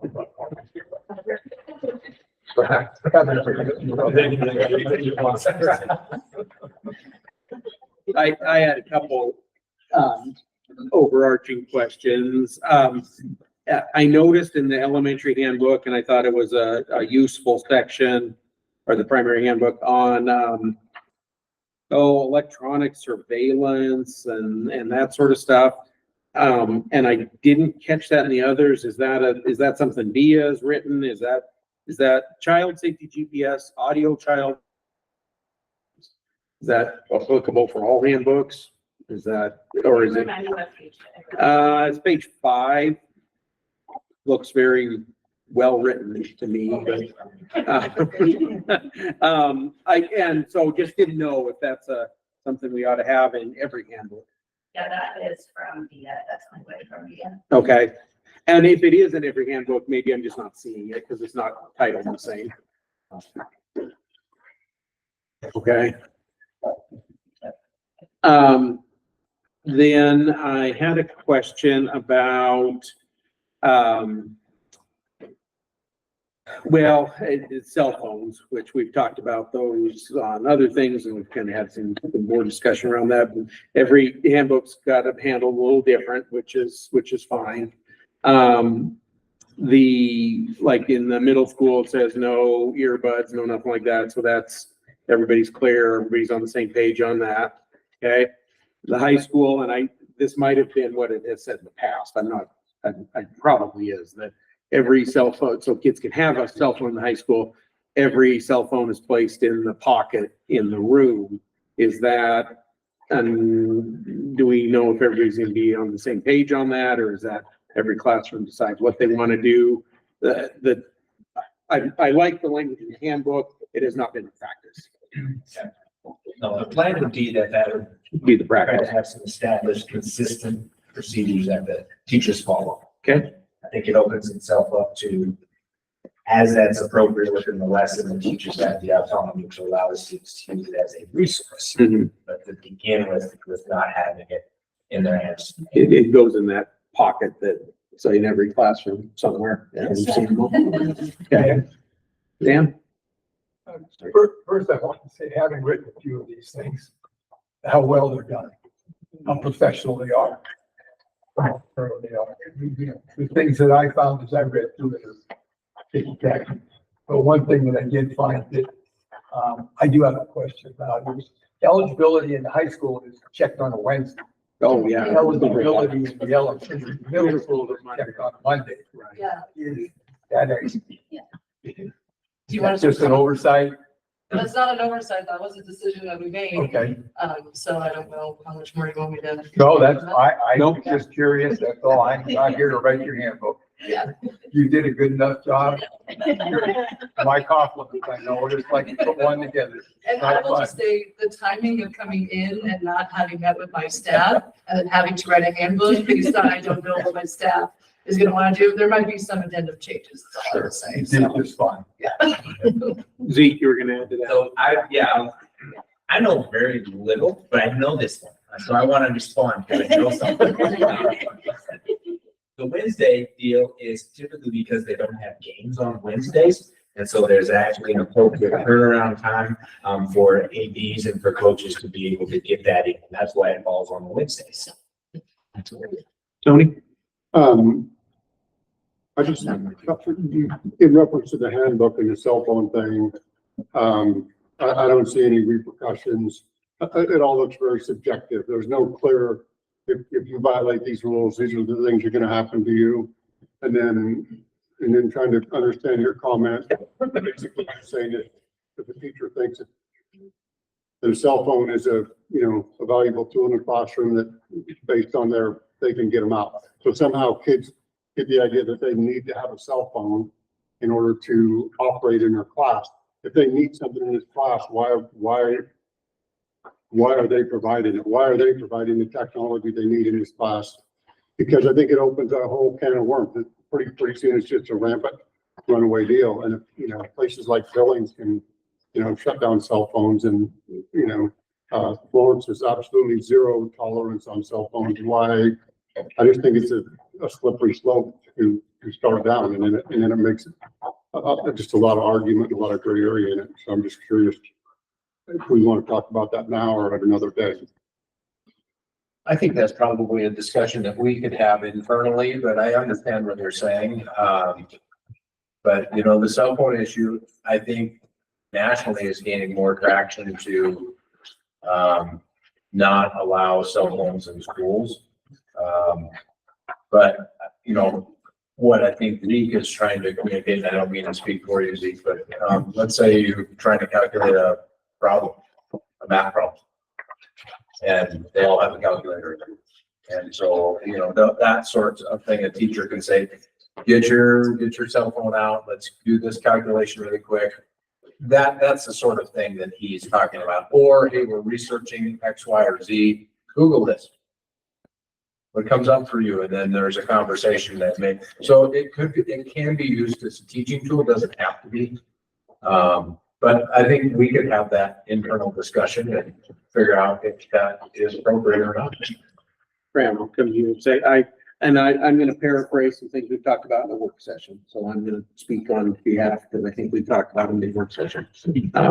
We would be supportive of the board for coming up with clear things we want to do, especially in the high school, but in all buildings around the cell phone thing. You're not aware, we've talked about this at great length, and we've heard, but we have.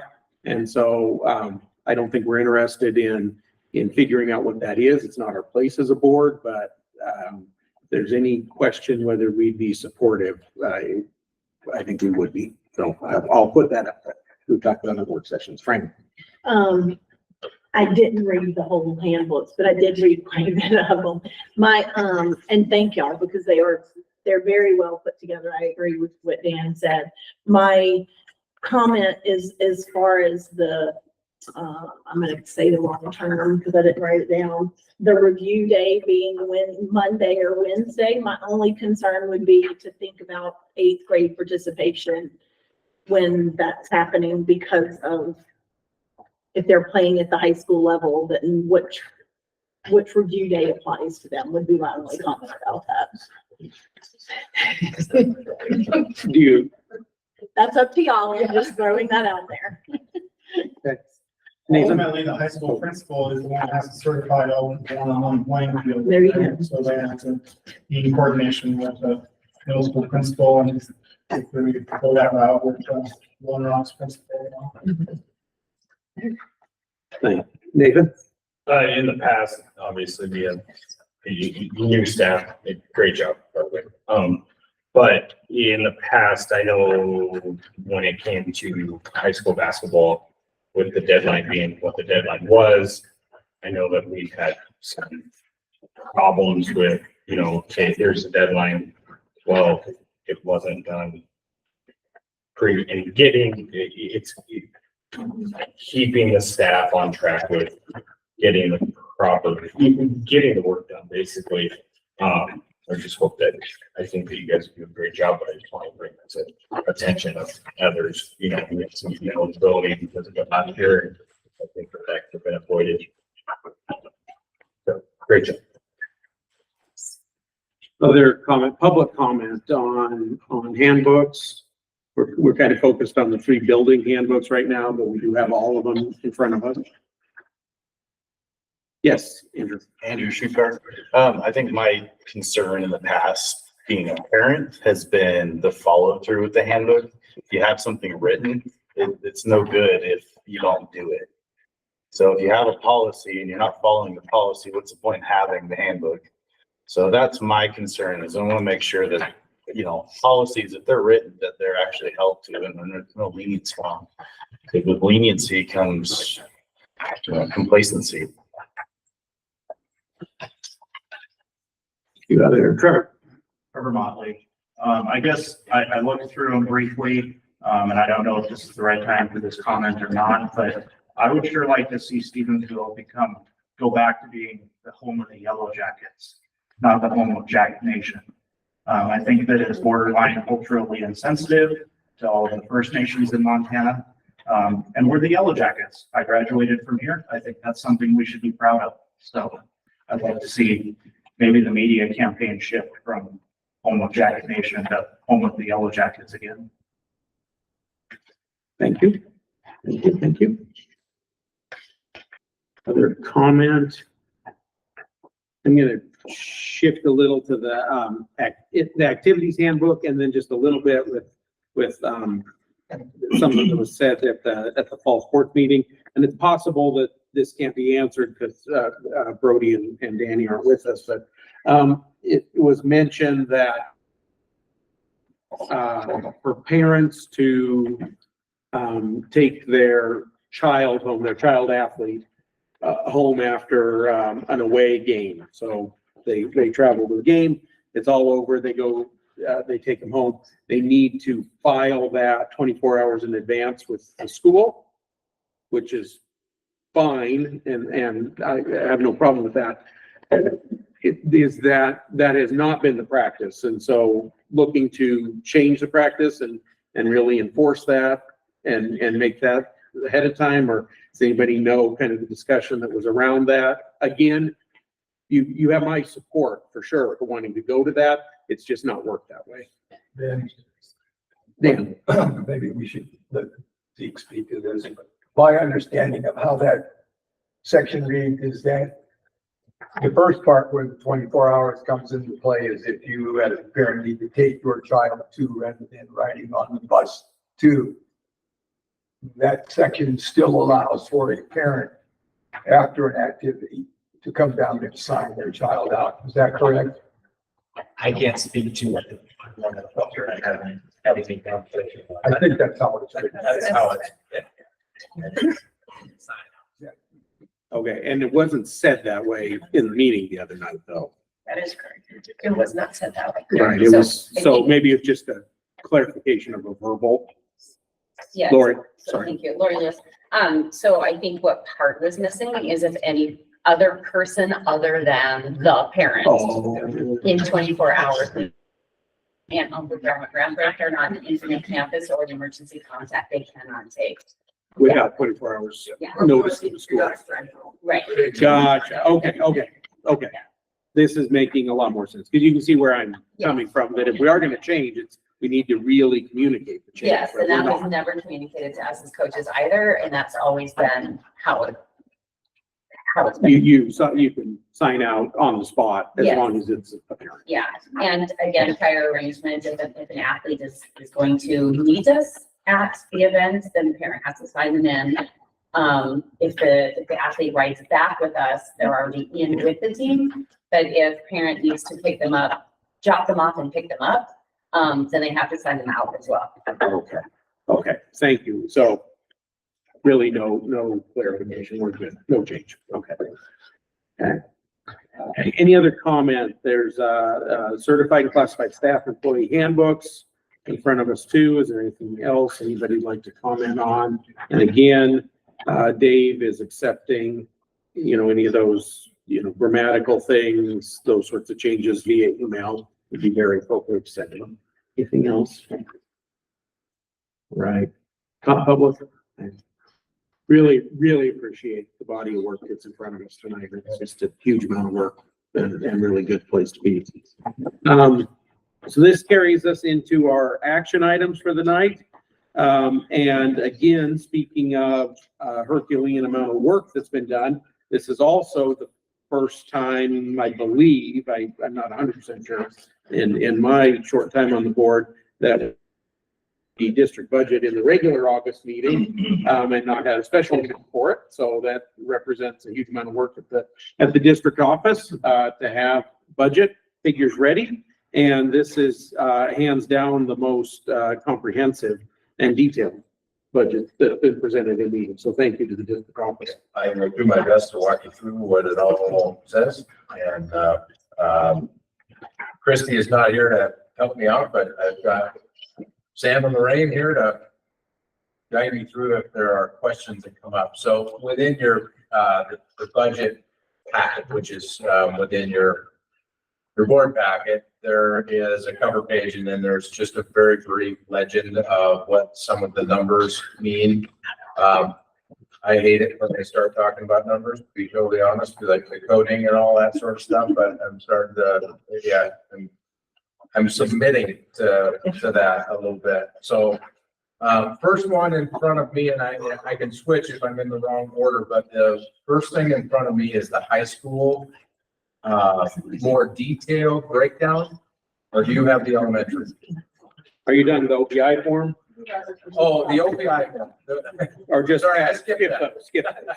The OPI form, if you go through that OPI form, the only reason I provide that is the number that I've indicated on there by circling it and starring it, that is the general fund final budget that OPI is giving to the Stevensville Public Schools. You'll see that in both the elementary and the high school final fiscal year 25 budget. So ultimately, a lot of the detail that we're going to talk about tonight is just detail. What you are approving is that number. You are providing the budget authority to spend that amount of money in the general fund. I've just gone and provided you a breakdown of how some of that money is spent. So that is what the OPI form tells you. There's a lot of different breakdowns of quality educator payment, Indian education, all of those various things in that. But the bottom line is that general fund budget that is circled in stars, that is the value that you are approving. So the next thing I'd like to do is kind of walk you through my process in arriving at the summary page, which is at the end of each of these district budgets. Do you have the elementary in front of you or the high school first? We do, 23-24 elementary actual. Okay. Can you look? I try and look a minute. Yes, Fran. I don't know what happened, but Jennifer and I, neither one have. Did you find yours? I have not. The last thing on my board packet was the handbook. Nothing beyond Section that. 2. There's 2. So Lorraine sent out part 1 of the packet, part 2. So Okay, check part 2. I'll have to check it. I'll check that while we're talking, because I didn't see it. Go ahead. Okay. And let us know if it's not, and Okay. we'll get some paper copies distributed, but. Okay. Yeah, so I think this, I believe we'll go ahead on elementary. So looking at the elementary on the typo, right at the top, 24-25, not 23-24. Well, actually, that's not totally true, because I'm looking at the actual budget from 23. From the year that just ended. Projection, Yeah. Yeah. So getting myself backwards here. So, as you flow through this, the yellow lines represent the sum total of those costs. So for example, if I'm going through the elementary, code 111 represents an administrative cost. These are salary costs, and then you get a summary for the admin cost, which is 111, which is the 310,000. So I hope, are you tracking me here a little bit? Okay. And then you have a legend that tells you the function code and the program code that's at the beginning of the pack. So you've got administrative costs, then you get object code 112, and that's certified staff costs. So you have certified staff in various areas. The lump sum or the total there is the 2 million value. Okay. Then you get health salaries, that's your nursing salaries, tech salaries, that's your tech supervisor, other professional salaries. So those fall into that category. That's a sum of those categories. So these, all the way down to 150, those represent basically human resource costs. So you have administrative, certified staff, classified staff, you have stipends for coaching and other activities, all of that grouped in there and summarized on those yellow lines. So these are actual values that we spent in those categories this last year. Okay. You can see then as we progress down, and then this is a human resource cost too, but human workers' compensation is the 250, health insurance is the 260. So again, you can see the sum of the cost of those areas in the budget. Okay.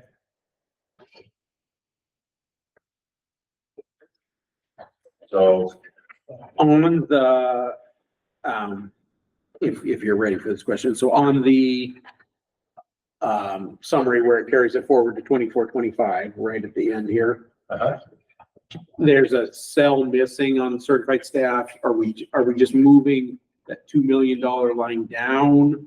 And then what's the projected admin? Because that's not 4 million.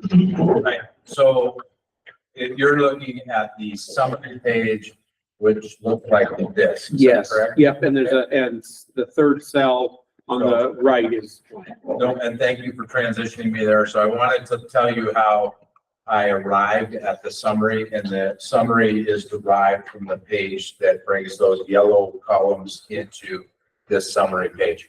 So what I did, certifies staff and admin staff that it represents a total cost of administrative cost and certified staff costs. So those are together, but I have a deeper explanation that I'll get to here in just a second. Okay. So you can see as you go down that column, you can see the actual costs of all of those different categories down to what we spent there at the bottom. So then projecting this year's budget, the 24-25 budget, using the adopted value in the OPI budgets that we looked at the beginning, which is up at the top underneath projected 24-25. So that's our starting budget in the general fund that we are now going to then apply. We're going to subtract as we go down, and we take out the cost of human resources, insurance, all of the payroll sorts of taxes and things like that, to paying utilities and all of that. My strategy on this was to, when I could, I was trying to hold that budget to what we actually spent last year to freeze it. And in a lot of cases, you'll just see me carry that number over and it's the same number. There, you will see things that have increased as well in there. So for example, I know, I'm going to go down to the bottom. I know that our cooperative payment to the BVEC, the Bitterroot Valley Educational Cooperative, is increased. I know that. So that number is reflected there. I also know that our liability insurance has increased as well. So when you look at 520, you can see an increase in the insurance there as well.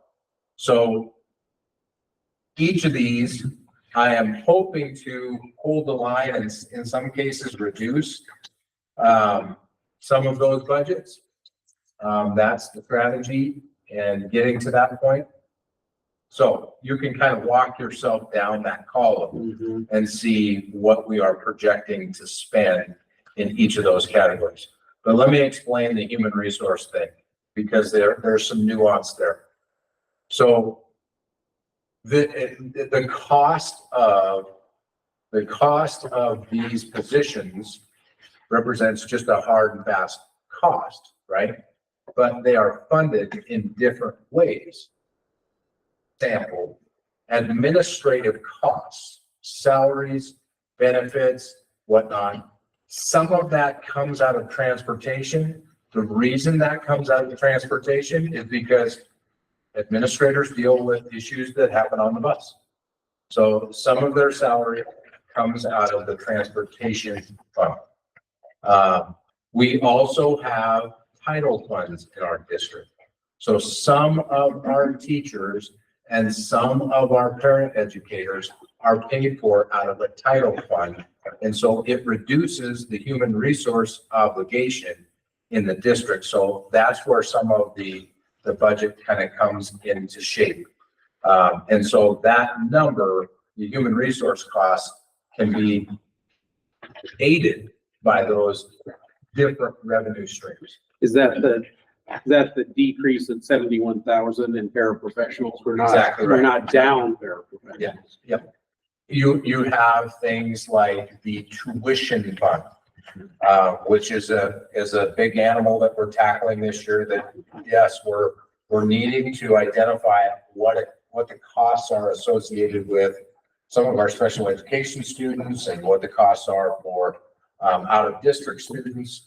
So there's some preparation that goes with that, but providing services to students, sometimes that requires us to access funding to pay people to serve those needs, and that comes from tuition fund. So when you see the human resource costs come down, it is because of things like tuition fund, title, special education, flow back, those sorts of things. So that's what makes a lot of this work.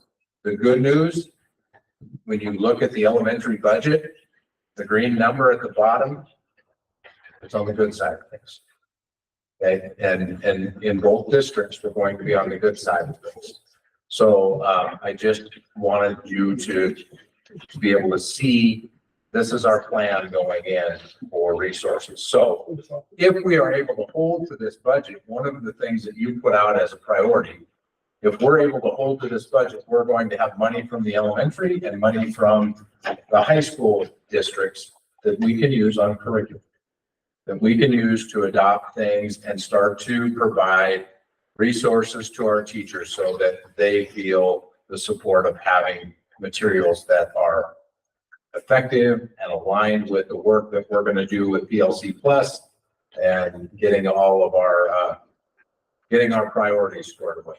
So questions? How secure are the other funds you're talking about, this title fund? And how secure are those funds? Are they really reliable funds, or are they gonna vaporize? Well, they're reliable for this year, but every once in a while you get this scary thing from the federal government that says they're going to take away title. Yeah, that's scary because those funds are designed to support students in early literacy and academic areas, to provide them with support to keep them in the regular classroom setting. Those are funds that, Tony, you and I have had this conversation a lot. These are funds that are designated to help those kids with the things that they need. They need to get off on the right track by third grade. So those are important resources for us. Well, I'm sure they're good with it. I just wanted to, with a 1.5% margin, that's pretty thin.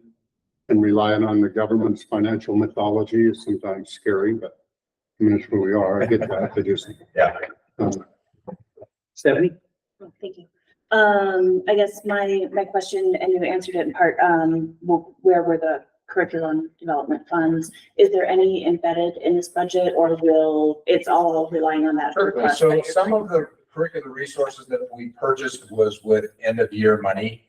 So what we had left over, we purchased some resources that teachers had requested using those funds going into this year. But this will allow us to continue to do that. What we want to do as an administrative team is really prioritize what outcomes in each grade level and course are most important and align our resources with that so that we are pulling the rope the same direction and aligning things so that we're getting the outcomes that we really want the most. Absolutely. Thank you. And then, the PLC plus expenditures that we've had, are we using surplus funds from last year to be paying for that, or is that?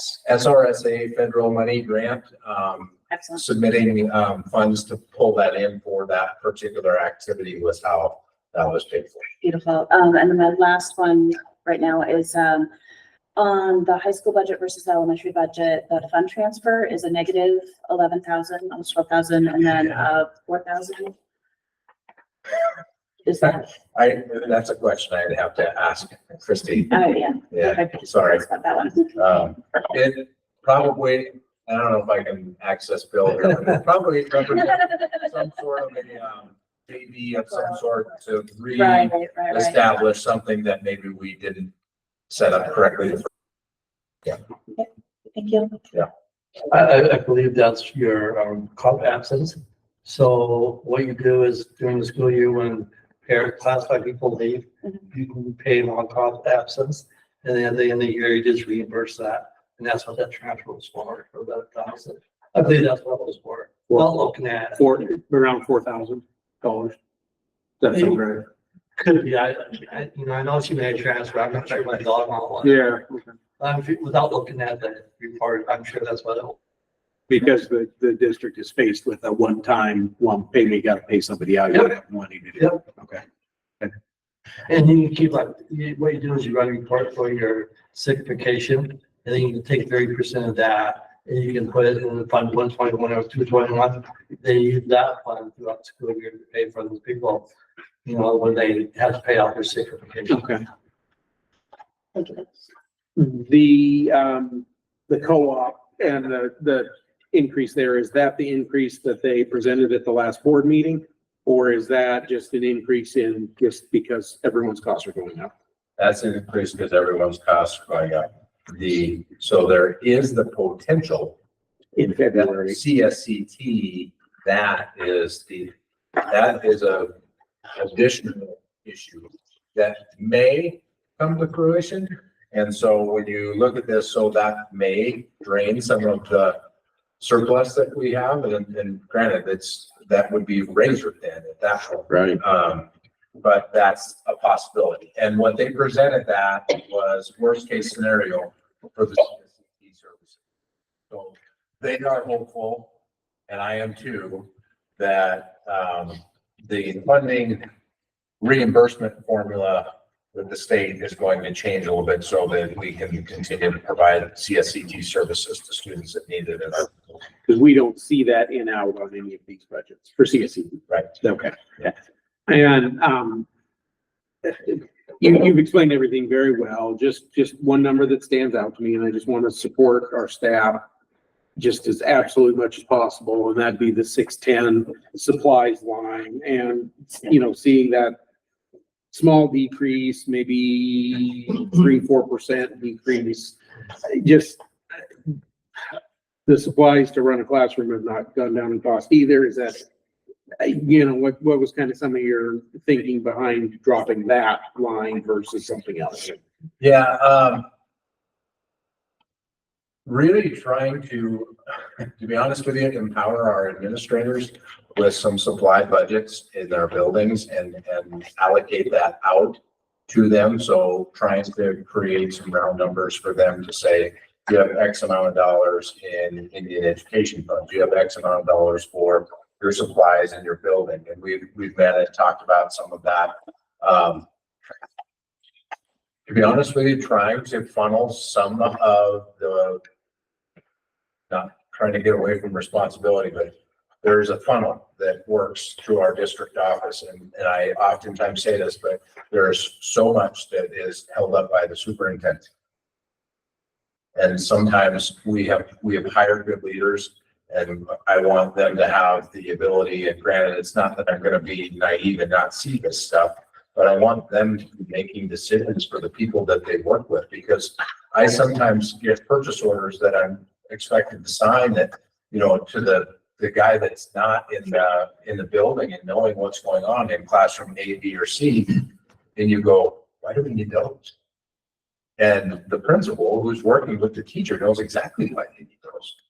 And so that's the sort of thing that I am trying to create within our administrative team, so that we can get to the point where when that comes and the principal's approved it, it's, yeah, they must have needed this. Okay. With the understanding that that's not a rigid number, right? Yeah, no, none of these are firm. No. For sure, and I think that, that's the heart of my comment too, is I can say this, last year when we put together our projected budget, we, the cost of substitutes, we had set a value that was consistent with the previous year.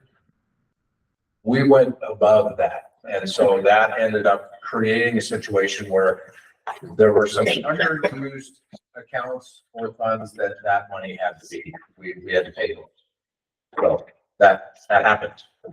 So this plan might be solid until next Thursday.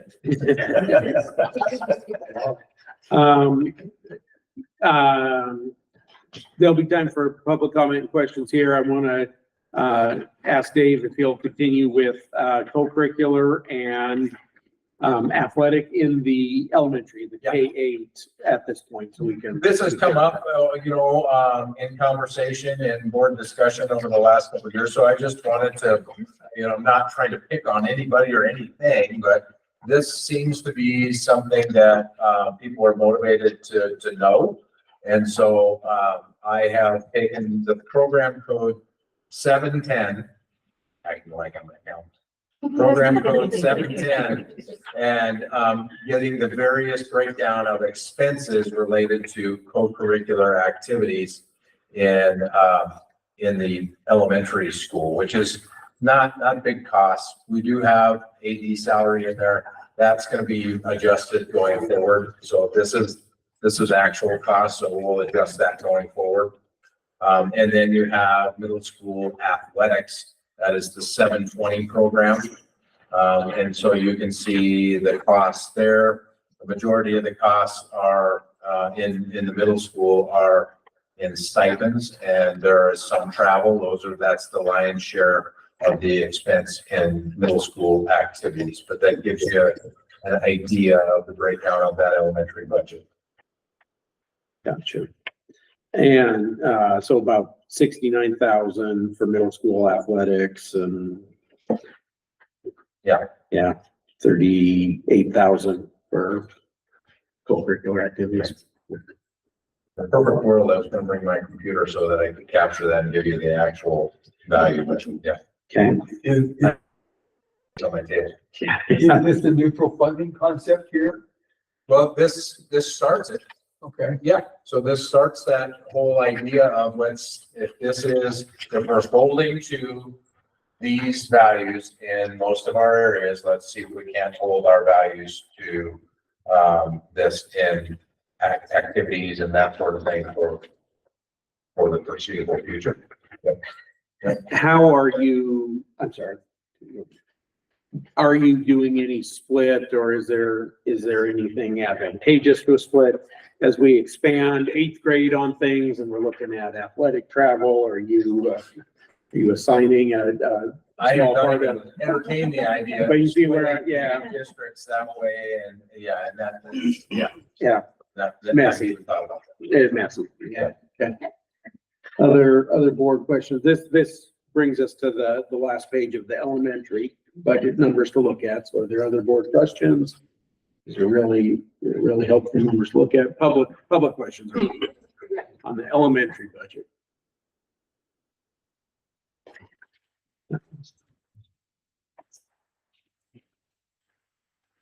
We are being asked, and this is our legal duty, we are bound by Montana law to set each school district's budget no later than August 25th. And so we're definitely meeting that deadline. We are being asked tonight to grant the elementary school district the general fund budget authority of $4,615,583.43 for the 24-25 school year, or in fiscal terms, the 25 fiscal year. So any other questions or interest in the motion? I'm happy to make a motion. Okay. We're at that point. I would move to authorize the Stevensville Elementary School District General Fund Budget Authority for $4,615,583.43 for the 2024-2025, or sorry, for the 2025 fiscal year. Second. It's been moved and seconded. This is a elementary only motion. Is there any further discussion as we set this important budget figure? Any last public comment or comments from anyone in the room? Okay. All right.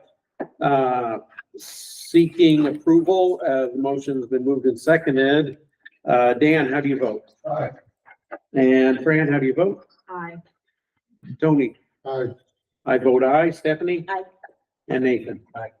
Motion passes. Thank you. Good work there. Yeah. Same discussion, but now we know what all the colors mean, so we can go a little faster in the high school. Yeah, so same breakdown, same process. Your OPI sheet has a circled value that shows you the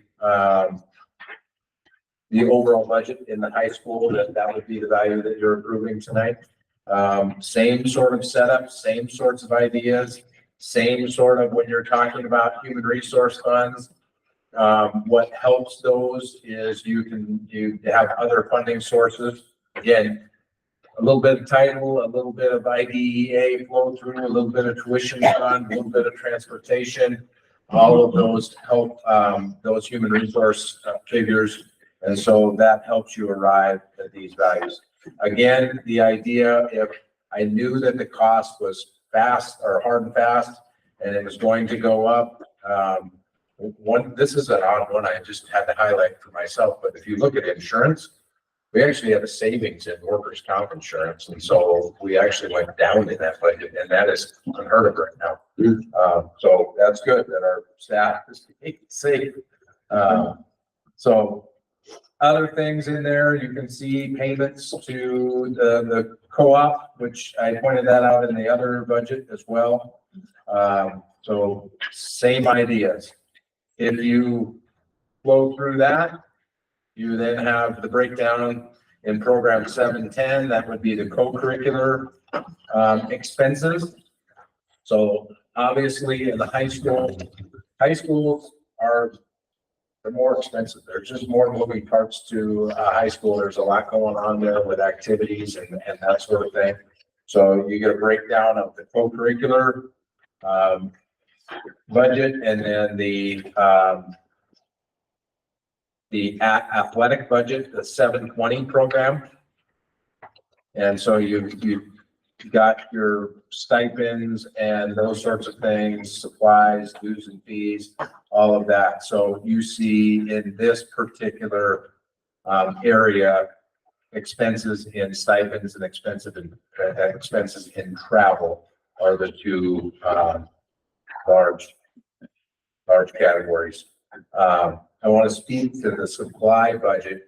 When Danny and I in the spring and in the early part of summer, we were trying to keep our athletic supplies solid at that $28,000 if you look at that value. And so I just want to speak to this a little bit. So As far as supplies, we set values for each activity as to, these are district funded amounts for supplies in this area. She met with coaches. They were able to, okay, I have this much money in the district provided. We have this much money that we fundraised. And we, I think we've created a very strong partnership with Booster Club. And so we've actually met and talked about this sort of scenario where we got the district money, we get the fundraise money, and then if there's any gaps in there and it is doable and equitable for the Booster Club to be able to say, we can help there, then they have said, that's what we want to do. We want to be part of the solution. And that is going to allow us to keep this solid and not increase our supply budgets.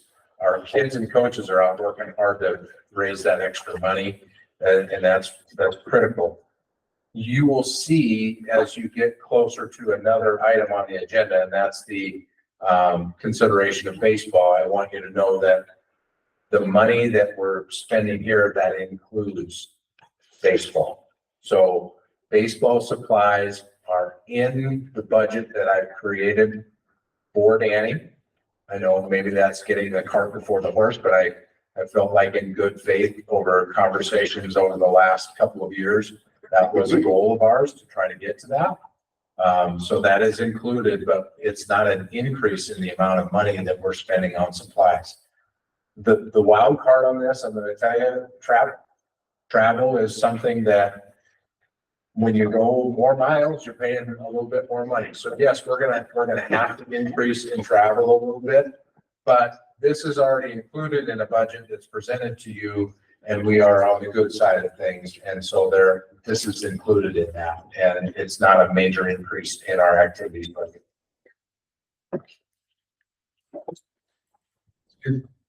Dan.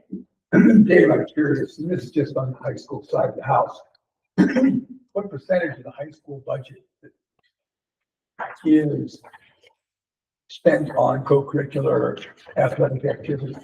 I don't know that off the top of my head, Dan, but I can sure figure that out. Yeah.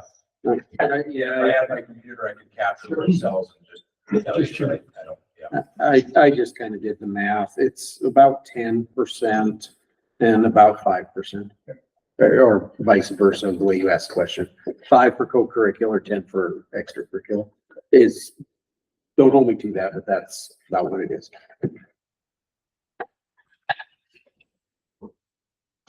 Said. I guess regarding both of these budgets, I know we're talking specifically about high school, but I just want to express my appreciation for how thoughtfully these were put together. It is about dollars and cents, but it's about the humans that it affects. And I think with every line item that we see, we're seeing that expressed. Where can we streamline things that hopefully don't matter as much? And where can we put those resources into places that are really going to support opportunities for our students? And I see that in how this plays out. Something that I feel like gets expressed in particular seasons a lot, and I think is probably something that most of us here feel.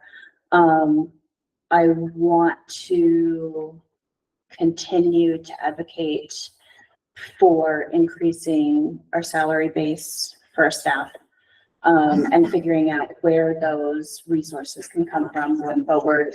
And we'll look for, I'm happy to figure out as a board how we can figure out those opportunities together. Our resources are limited.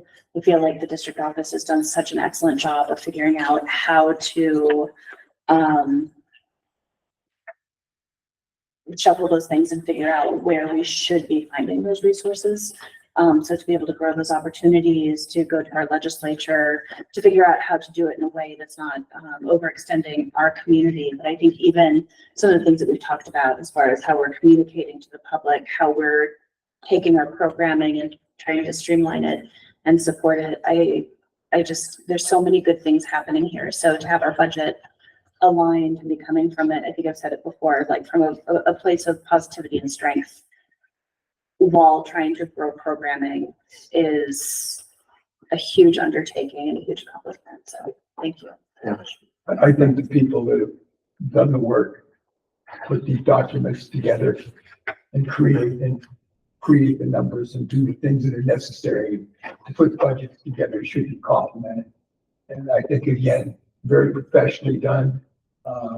My educational career, I've looked at a lot of school budgets from both sides. This is probably as transparent and thorough one as I've ever seen. And God knows how many years of looking at school budgets. So the folks that are involved in this, you deserve a pat on the back. Very well done. These two, Christie, they do some great stuff. Yeah, thank you. Tony? So I just did some rough math and it looks like there's about a $2,000 per student greater spending in the high school, than the grade school. And I'm wondering, just curiosity, if that's true in other schools that you have been involved with, or if it's more true. And then also if we could balance that up just a little bit more, would we have a better outcome in high school if grade school kids came to high school more prepared? I think, well, you're right. I think that, it does cost a little bit more to educate a high school student. And I think the state recognizes that the A and B that's provided for a high school student is higher than the A and B for an elementary student. And the thing about high schools is what keeps kids in class and what keeps kids coming back day after day are the things that they're engaged in that are they're beyond their English class. It's the clubs, the activities, the athletics, and all of these student council, whatever it may be. There can be a place where kids feel like, yeah, these are my people. This is my crew. And it costs money to have those experiences for kids, and they're important. Well, so I'm really on board with Stephanie and the, teachers and students are the main thing that we're supposed to be doing, and the rest of us are here to support them. And so, in your mind, where sports and relationships with non-sports staff and students, how that plays in where a kid is not in sports, but still has to maintain staff year after year and let those relationships build. What's the value of that, and how do you quantify that? So when you want to ask for more money from the legislature, or I want to go make an argument to do something positive, that I am armed with enough good information to change the outcome. I think the research on involvement in general, students that are involved academically achieve better. Their attendance is typically better. They perform better in school than kids that are not engaged. That's clear. And it is the power of connection. It's not only connection to the activity, it's connection to their peers, but it's connection to the adults. And relationships matter, and they matter. I know we have some young administrators and we have a couple of seasoned administrators. And when you have, I won't name names, but when you have conversations about the impact that you have with kids and kids that they probably had in class are now friends as adults. And they remember the times that they were in their class. And those sorts of things make a world of difference for people. We all have a person in our school history that we absolutely loved. We all, and you, I can see people nodding here. There's always somebody that they loved from school. And that is super meaningful for kids, and it's super meaningful in life. So I'm 100%. I mean, even you've come to like me a little bit over the last year, so I know your deal works here. So It's been it's been a challenge. So, but I'm really like very clearly speaking, that when you're in the first, second, third grade, there's no sports, there's really no activities involved. Those relationships to me, and so when we're just rolling through crap and teachers here, and you know, this is a stopping off place, that has to end. And so trying to put value on those relationships in that K through fourth or fifth grade, to where they have some teacher they can run back to when they're having a shitty day. The value of that has to be huge, but I'm trying to figure out ways to measure it so I can argue for it on all points, you know, whether it's here or somewhere else. You know, if it doesn't get any attention, nothing gets done. Those people were all students. Yeah, they should be able to generate, once that idea is brought up to them. And they They can should name be the able to person that made reflect the back and difference. generate their own. Well, you would think so, but every once in a while, I can tell you from experience, we get full of ourselves and it doesn't work that way. Can I make one comment? Please. We were looking at, in Columbia Falls, going to our eligibility, make it more stringent and checking our kids more often and doing all that. And then sort of taking a look at their GPAs, all the kids that are connected to an MHSA activity or sport. And what we found was their GPA was 1.0 higher than kids that weren't connected at all. So then we took it one step further and then we looked at all the kids that were in clubs or activities outside of that. And so we really changed our focus to like, how do we get the rest of our school involved and connected? Like, can we create other clubs or get other people connected to our school? And so we actually had some data that we brought back to the board meeting to when we looked at those GPAs to say, you know what, it's important that we embrace both of our academics and our sports and our activities, because like Dave was saying, those things that are interconnected. I can tell you wrestling, that they will make it to class every day because they know they want to be eligible for wrestling. You know, that's just one example, but I think at the elementary too, that's one of the things that Sierra and I are excited about is how we can get kids connected. And so we have a new program called PATS this last year, and I'm learning more about it. I've heard a lot about it, but haven't done it yet before.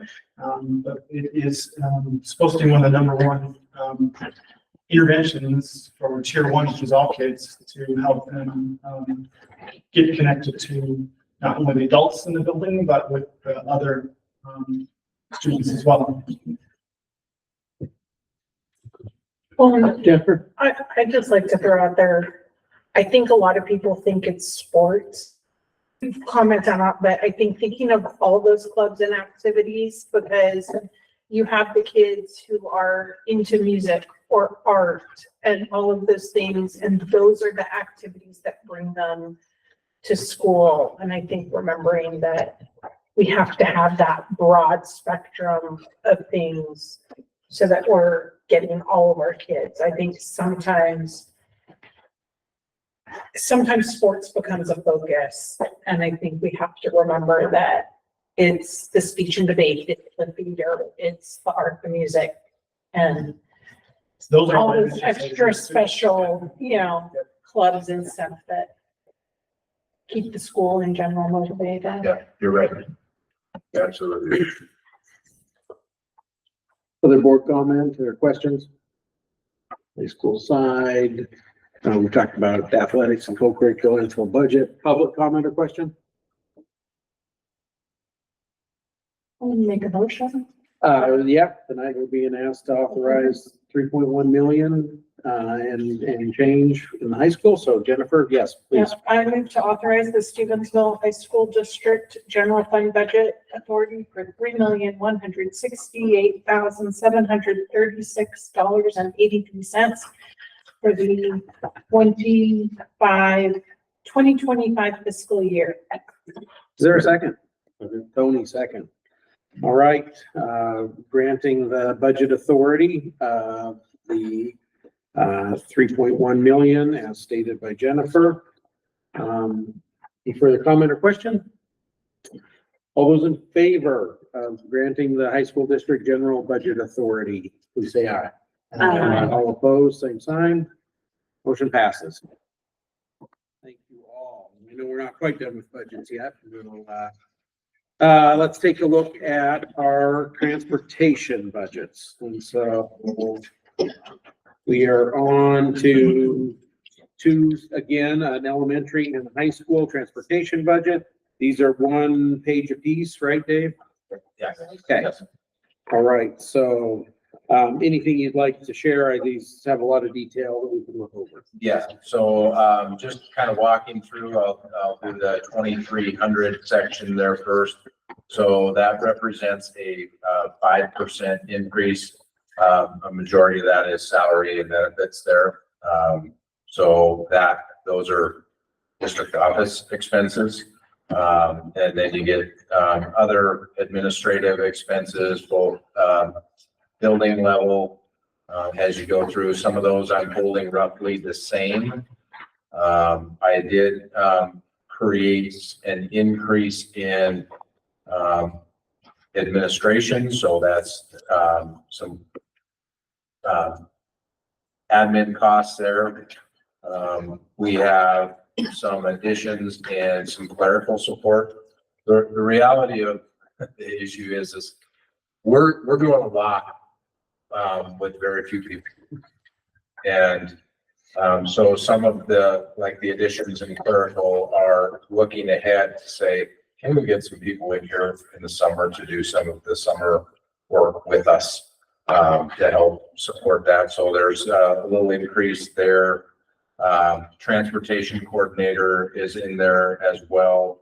And then you can go down. I've got increases in utility costs that are roughly 15%. It just, I don't know what those are going to be, but they don't seem to be going down. And so then supplies and whatnot are at 25%. I do want to point out that I have the parking lot. I have a line item in here that may not be necessary in that amount, but if we don't spend that, this would get reappropriated to the next year anyway. So it's not, we don't lose it. It just gets reappropriated to next year. So, that is what I'm proposing for the elementary transportation budget.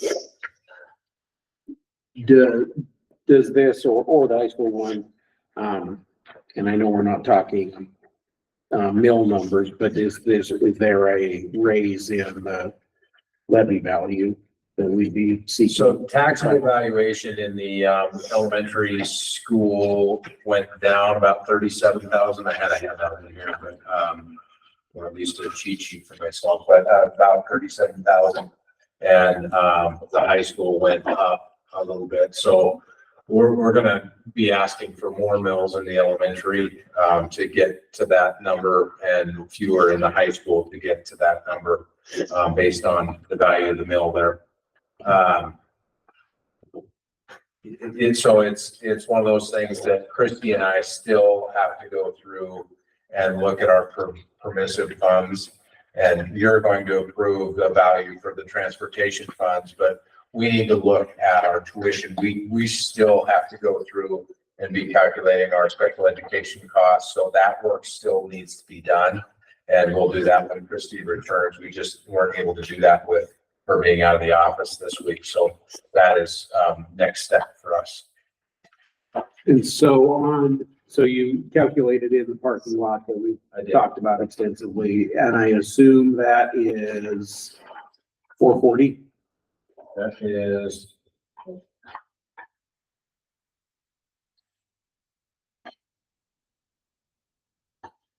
No, 350. 350. Oh, okay, 350. It's 25,000 on each side. Okay. Yeah. Okay. So budgeting for much more than what we're thinking it is.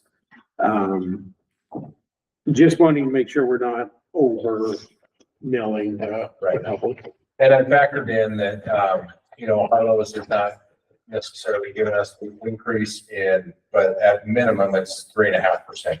3.5% costs will go up, so the mileage rate will increase. So that is built into the estimates here.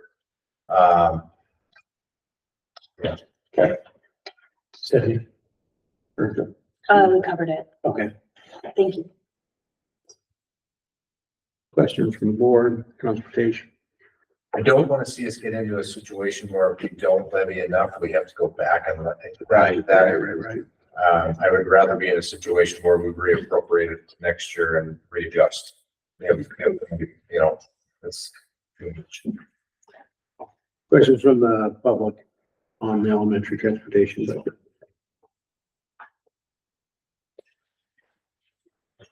Yes, Stephanie, I'm happy to make a motion for that point. I think we are. All right. Move to authorize the Stevensville Elementary School District Transportation Budget Authority for $709,627.78 for the 2025 fiscal year. Is there a second? Second. Tony, I think I grabbed there as a second, so, all right. Any last board question or comment? Dan, how do you vote? Aye. Fran, how do you vote? Aye. Tony? Aye. I vote aye. Stephanie? Aye. Nathan? Aye. Motion passed. High school transportation budget, similar sheet. Anybody have any questions on the high school side? Tony? Is there sports travel in this transportation budget? No, this is homeschool. Totally separate. Yep. So sports, transportation, all of that sort of, that's a general fund expense. This is a transportation expense. So home to school is what's built in here. And then obviously you have personnel costs that are related to transportation. And then line item 250 is the same as the other Same, budget. yes. Questions from the public on the high school transportation budget? And asked to authorize $463,000 and change. Very interested in doing so. Nathan? I move to authorize Stevensville High School District Transportation Budget Authority for $463,790.34 for the 2025 fiscal year. Thank you. Is there a second? Second. Jennifer, second that. All those in favor of authorizing the high school transportation budget for the 25 fiscal year, say aye. Aye. All opposed, same sign. Motion passes. Again, thanks to all for the work in the budget area and knowing it's also fluid as well, but we worked on it. It's so good to be in a proactive space and know where things are at and we can adjust from there. So thank you. We are on to our next action item, third action item of the night. Consideration to add middle school cross country to serve 7th and 8th grade. So Superintendent Tennis, you have some background to share with us? Yeah. Lost my narrative in the pile of papers here, but so the cost of middle school cross country, we fundraised that amount a year ago. It's very minimal in terms of being able to offer this activity, a coaching stipend, and 90% of the travel for middle school cross country is combined with the high school team. Again, this is a means of trying to get kids more involved, having an opportunity. So I am supportive of us having middle school cross country as a permanent offering for our middle school students. I know this gets muddied, and I just need to say this with the 8th grade thing. But, you know, and I just want to keep an open mind about this. I think there's a place for some kids to compete in the middle school, and those that are ready can compete in the high school. I just want to make sure I make that comment. Coach Lewis, I know you're the high school side of things. Is there anything you add or that we need to know?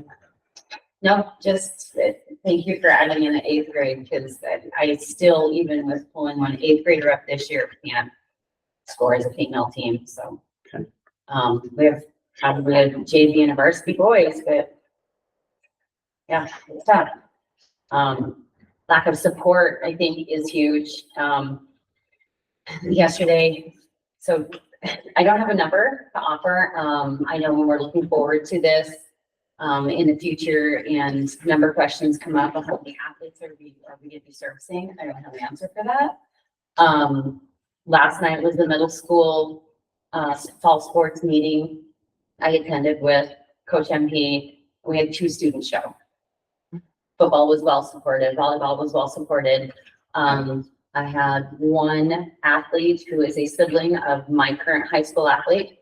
And I had another athlete who contacted via email.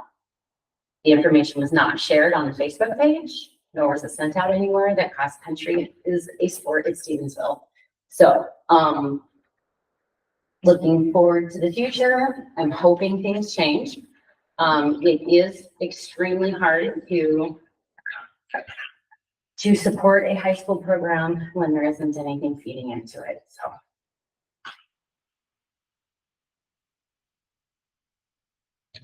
Questions from the board?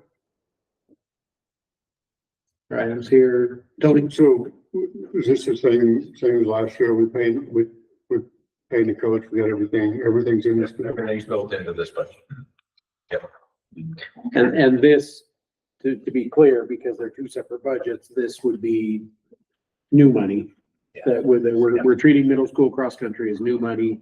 When we come to talk about baseball in a minute, that's not flat money, so they are different. How many kids you in last year? For middle school? Yeah. 5. You have more this year? It just sounds like that. No, I'm hoping, fortunately, because our season starts at the middle school level by choice, I chose that. I'm hoping we have time to recruit a few more kids. Yes, please. Just as a parent, if there was a middle school cross-country team, that would have connected my kid right away when he joined this school.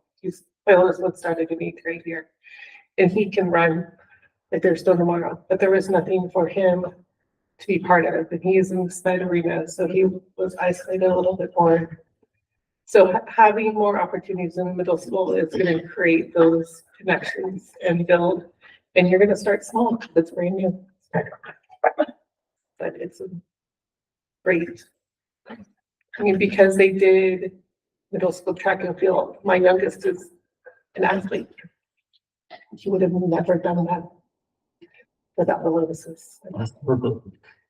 Well, Jennifer? I know I don't get to vote, so, but, I think anytime you can get those middle schoolers involved in stuff, I know for my kids, again, it was at Lone Rock versus Steve I, but they tried sports that they never would have tried because it was middle school.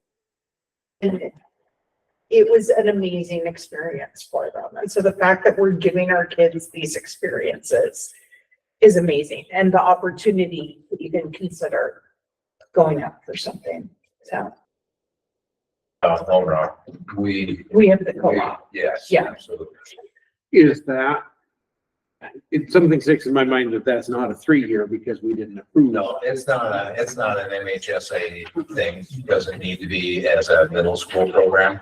So do we need to? We have an agreement with, their district that we would allow them. Dr. Dobell and I have Worked it out. worked through that. Okay.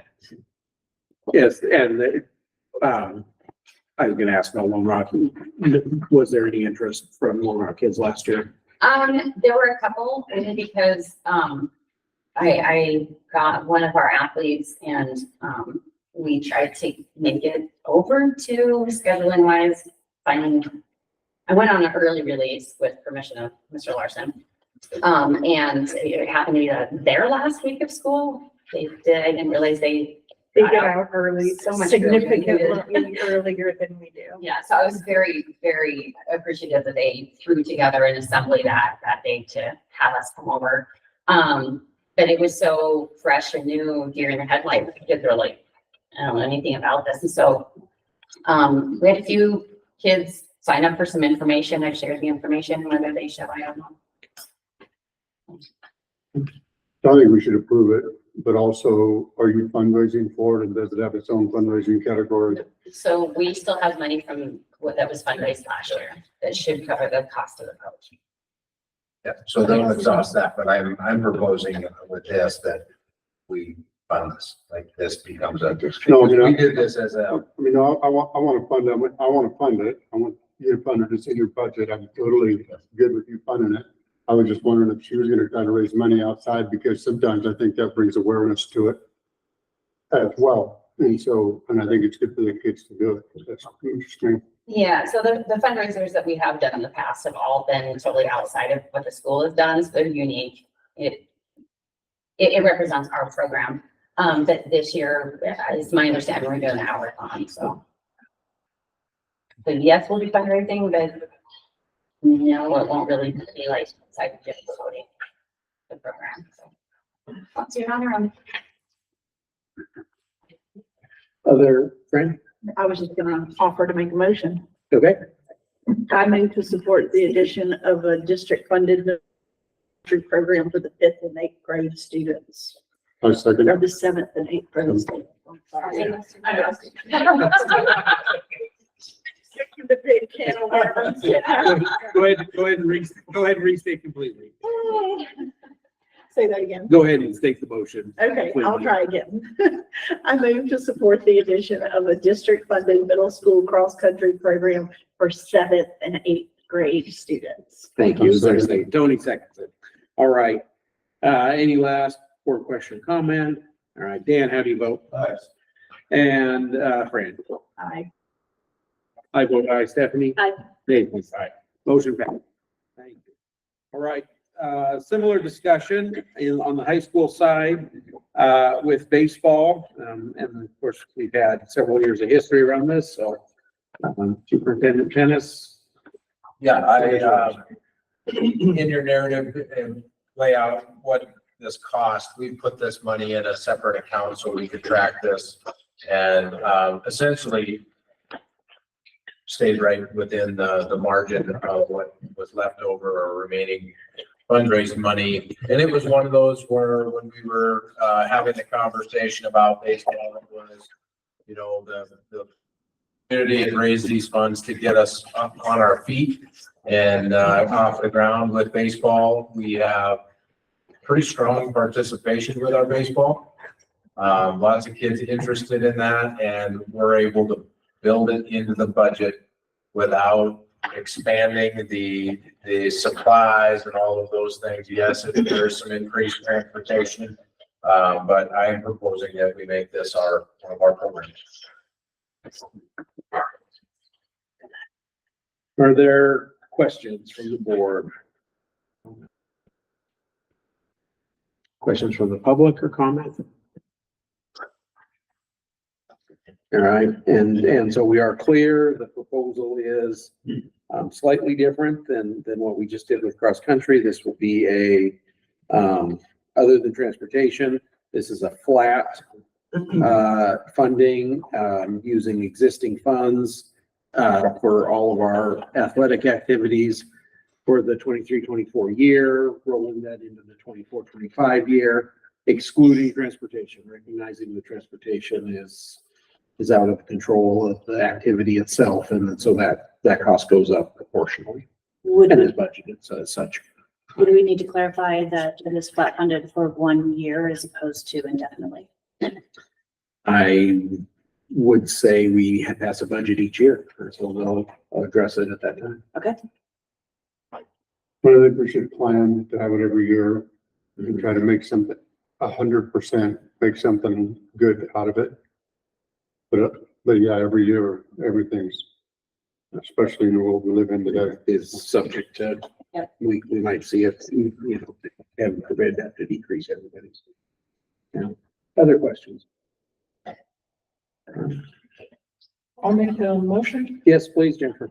I move to approve adding boys baseball at Stevensville High School as an NHSA sanctioned activity to be funded by the Stevensville High School District using existing funds in the high school activities fund so that the district sees no additional financial impact. Bus transportation to be excluded from the flat funding requirement. There a second? Second. Fran, second. All right, thank you.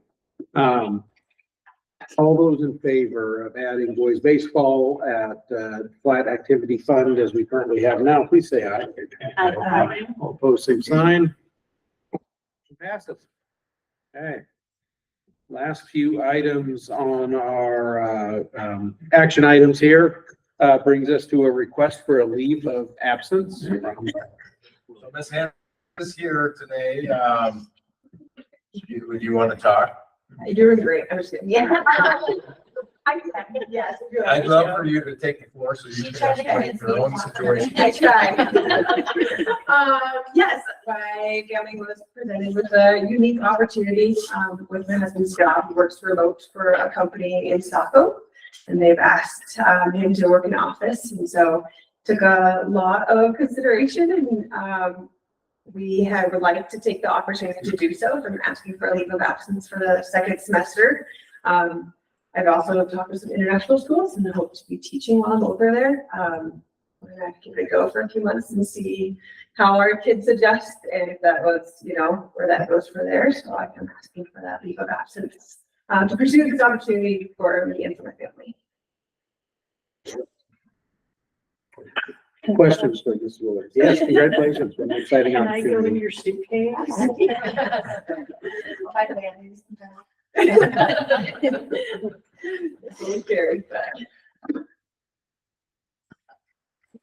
Any questions for the superintendent or for Mrs. Williams herself? Right. Well, what an exciting opportunity for sure. Can I offer a motion? Yes, please. I motion to approve Mrs. Hannah Williams' request for an unpaid leave of absence from January 21st, 2025 to June 6th, 2025. For a second? Second. And for second. All right. All those in favor of approving the request for leave of absence for that second semester, January through June, as the date stated, please say aye. Aye. All opposed, same sign. Motion passes. Out of district enrollment. Yeah, so, I will give you some different handouts here.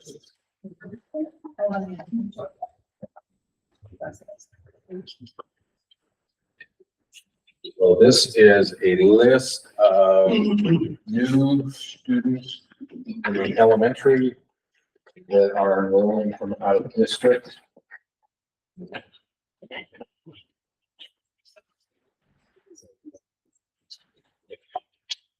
So obviously there are no names on this sheet. There are only numbers, and those numbers will correspond with Yeah.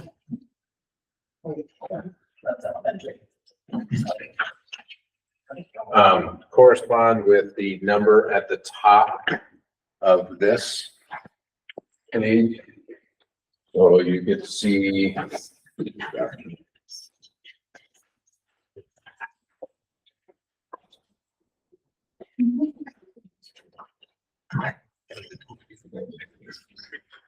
so the referring to this form here, or the packet, the stapled packet.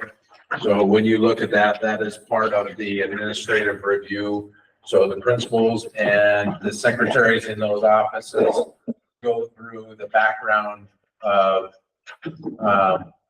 what the school history is for that particular student, whether or not there's any truancy issues, what their grades are looking like, any discipline history, and then any other pending issues that may or may not have been resolved. And on that, you can see whether they are recommended to be accepted or approved. And that corresponds to the spreadsheet as well. So I'll give you a minute to flip through those.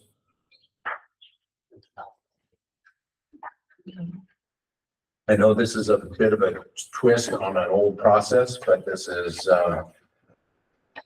results from our work on policy 3141 and handling out of district enrollment and going through a process that's allows us to maintain our goals. Are there any grade levels that are closed at this time due to next Not, capacities? not yet, not yet. No. And, speaking of past process, we continue to see, you know, a fair number that, indicate that transportation services will be requested and then it's crossed out or it's not crossed out. I guess the clarity around that, I mean, I know it always works out in the wash, But transportation for an out-of-district student is not included. right, but the form, it seems to throw people off. Cause they're saying, yes, they will, and I don't know how we make that clear. Well, but we're not using this form anymore, are we? Well, we must be. It's So, I mean, I realize that we're seeing some of them, but aren't we getting rid of these older Are forms? you talking about this particular? one? Yeah. That, the wrong form was used. Okay. Yeah, but we, Yep, and so that's the reason that the number is over the top of, and those questions, rather than making them redo the form, we just accepted the old form. Sure. You will see this moving forward. Okay.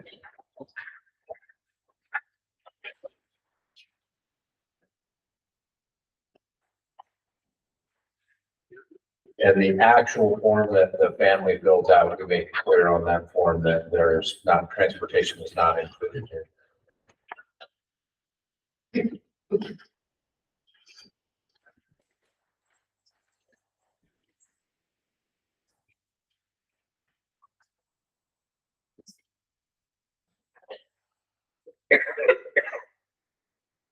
every student in the packet should be on this page here somewhere. Yes. Okay.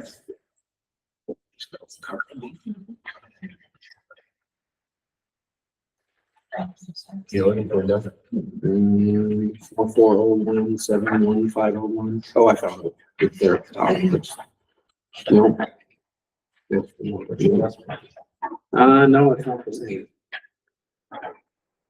4401 715. And it's possible I could have written it down wrong. We were at time crunch to get it done. We didn't realize there were old forms. Okay. Last 3, 2, 1, 5. It's the bottom of the graph here. And it's the second application here. Is it a 7th or is it a? This is seven. The front part of the form said they were seventh grade. But it's the second grader? The front part of the form said seventh grade. What's on the spreadsheet? I did not. Oh, okay. So it's not a This is second two-part grader, form. it's actually a 7th grader. Okay. That's what's in that form. I just couldn't give you the whole front form because it's designed to have the front part, and then on the back is where you see the principal indicating that they're good to go. That particular form, it was on the top, but then the principal's approval is at the bottom. So I'm just folding it.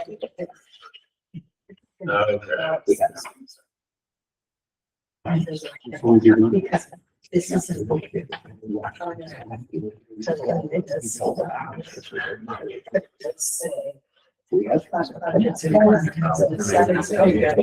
Yeah. So that's sort of two-part form. So it's the question. What you really looking at is where the principal signs off on it. So it's all on one page. Top part of the section. Well, no, it's second part of the form. I just made a copy of that. Yeah. So. Like, big total.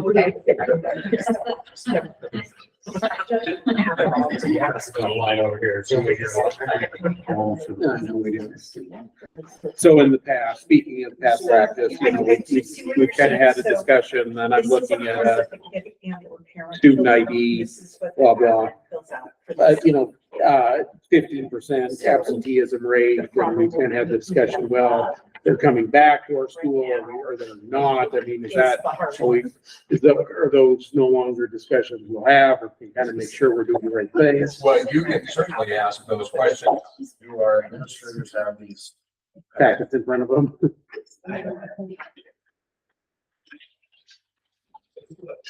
And Sarah might be able to answer that question. So yes, I mean, that's fair. Okay, I didn't know what, I know the process is changing. Some things are changing. And these are all new students. Truly new, so we're not we're not. We did all of the existing students that were out of district. Earlier in the year. And then these are all have come in over the summer. Okay. Just out of curiosity, how many new kids are wanting to come to our school? K-8.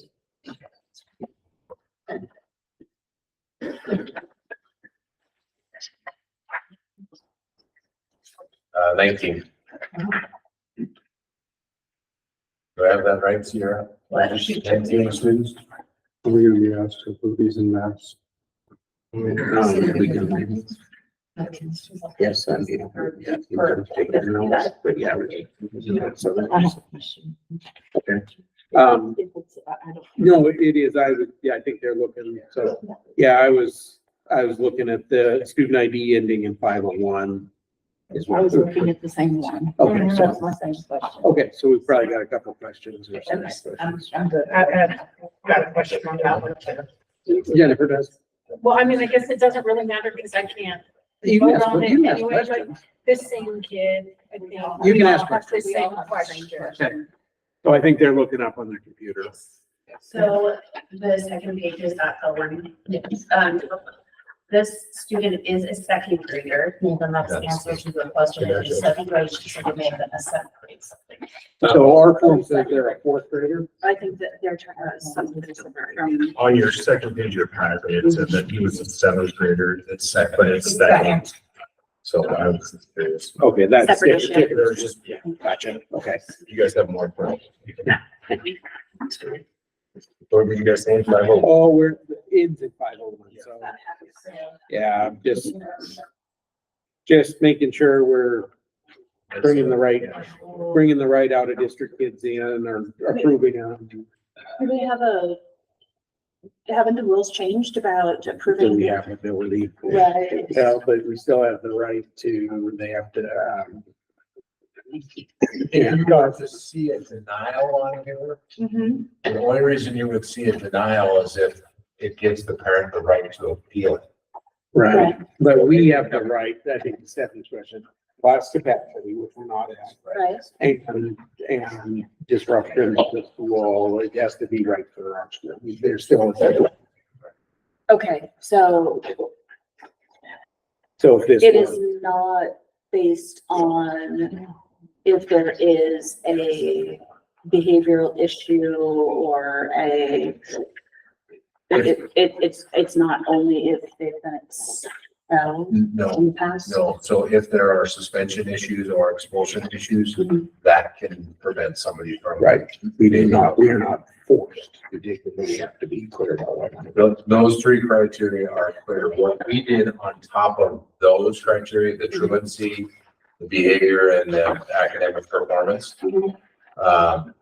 was right into our strategic plan for accreditation that we intended to meet accreditation. So we were going to close our out of district enrollment by grade level if we were within 2 seats of accreditation. It's much like what we did before, but that has to be in your strategic plan for accreditation to be able to do that. If we had not done that, then you can't say no. So, go ahead. Yeah, is this, the 501 and 501? That's correct. So this student was, all excused, went on vacation and then had some sick days. So it wasn't like a chronic absenteeism problem, just, got to go on a fun family trip. Okay. Well, it says on here 17 absence for other reasons. Do we know what those other reasons were? Just either medical, dentist appointments, things like that. Okay. Yeah, but all excused. Okay. And this packet is K8, EK8 only. Yes. Okay. Yeah. The- Yeah. Okay. Elementary district. Are there any questions, further questions for administration? I Fran? do have one other question. On student E101, on the paper, it's a homeschool student and it says either 1 or 2. but then on the chart, it says K or 1. Which one of those is correct? Can you give me The the first one. It's E101. We're always screening to determine grade level. It might have just been a typo transitioning. It's towards the back. I don't want to misspeak, so I'm gonna look at it. Because we do need to, we were waiting for parents to come back and staff to come back so we can assess this student. And I believe it should be K or 1. Okay, so the no one spreadsheet is correct, not on the paper. I believe so. Okay, thank you. So we'll seek to approve these out-of-district enrollments as a group. Knowing that, is there any trustee that would request to remove a student by their ID number from that group approval at this time? Okay, I'm happy to make a motion. please. I move to approve the enrollment of the elementary students as presented. Second. Okay, Nathan, second, Stephanie with a motion. Nathan, how do you vote? Aye. Stephanie? Aye. I vote aye. Tony? Fran? Aye. And Dan? Aye. Motion approved. Elementary students transfer or out of district are approved. And I believe Dave would like these two packets back again. If you want to pass those down. Four.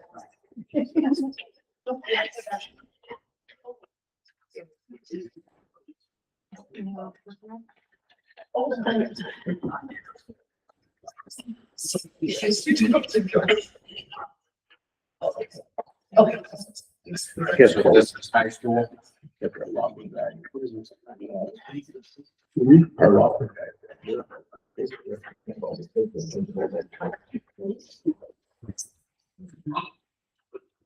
I still feel scared. Jesus, I'm all the way out the door.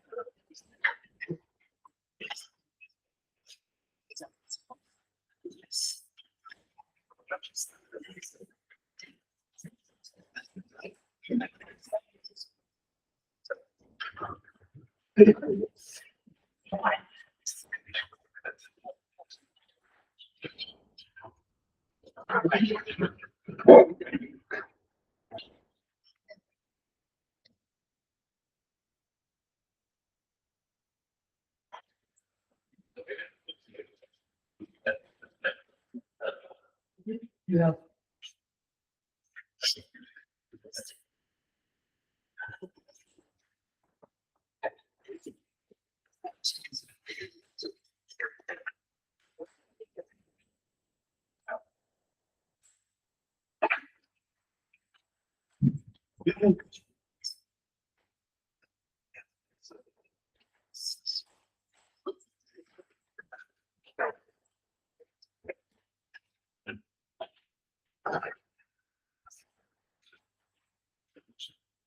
These three plus how many earlier, how many out of district do we see in the high school? There's 3. There's three, so none of what was done in June. This doesn't include the Right, June stuff. I don't have that in front of me. okay, yeah, and I just, talked to them. Gotcha, 3 that have come in over the summer. Yeah, that are new yeah. To come here. Okay. And if I'm reading the chart right, one's an ALC request, or is it an ALC, not an ALC renewal? It'd be placed in the ALC. Yeah, it would be an ALC request. Is Okay. that correct, Zeke? That's correct. And then, okay. Okay. Questions on the information in front of us? There's a lot to process. What do you think, Steve? Yeah. So I would assume you're looking at the 7, 5, 6, 7. Yes. Yes. Okay, all right. First one I got to look at as well. Looking at a kid like that, my look at it is how much was he suspended by the district he left, and he was given 5 days of in-school suspension, which would lead me to believe that there might have been something towards the kid was struggling with other students on that campus. I felt that he was able to at least maintain grades by having B's, C's, and D's, which says a lot, and he's still engaged in the process. And so felt like it was a kid that you might have an opportunity to take on and grab a hold of and make a difference in this kid. What are your opinions on the on the 263 with 22%? I know obviously it says mostly standard medical claims. And obviously the grade point average goes up in terms 2 and 3. I guess just what's your opinion from somebody that's been around schools for a long time? I think the kids missed a lot at school, obviously. I believe that being able to maintain the grades is a good thing.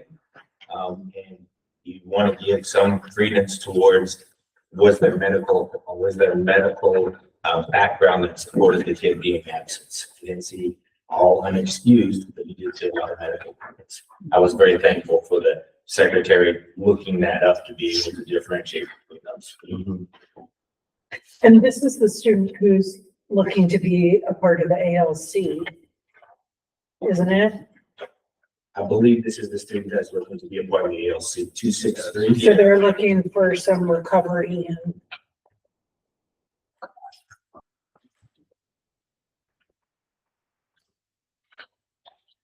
Questions, Fran?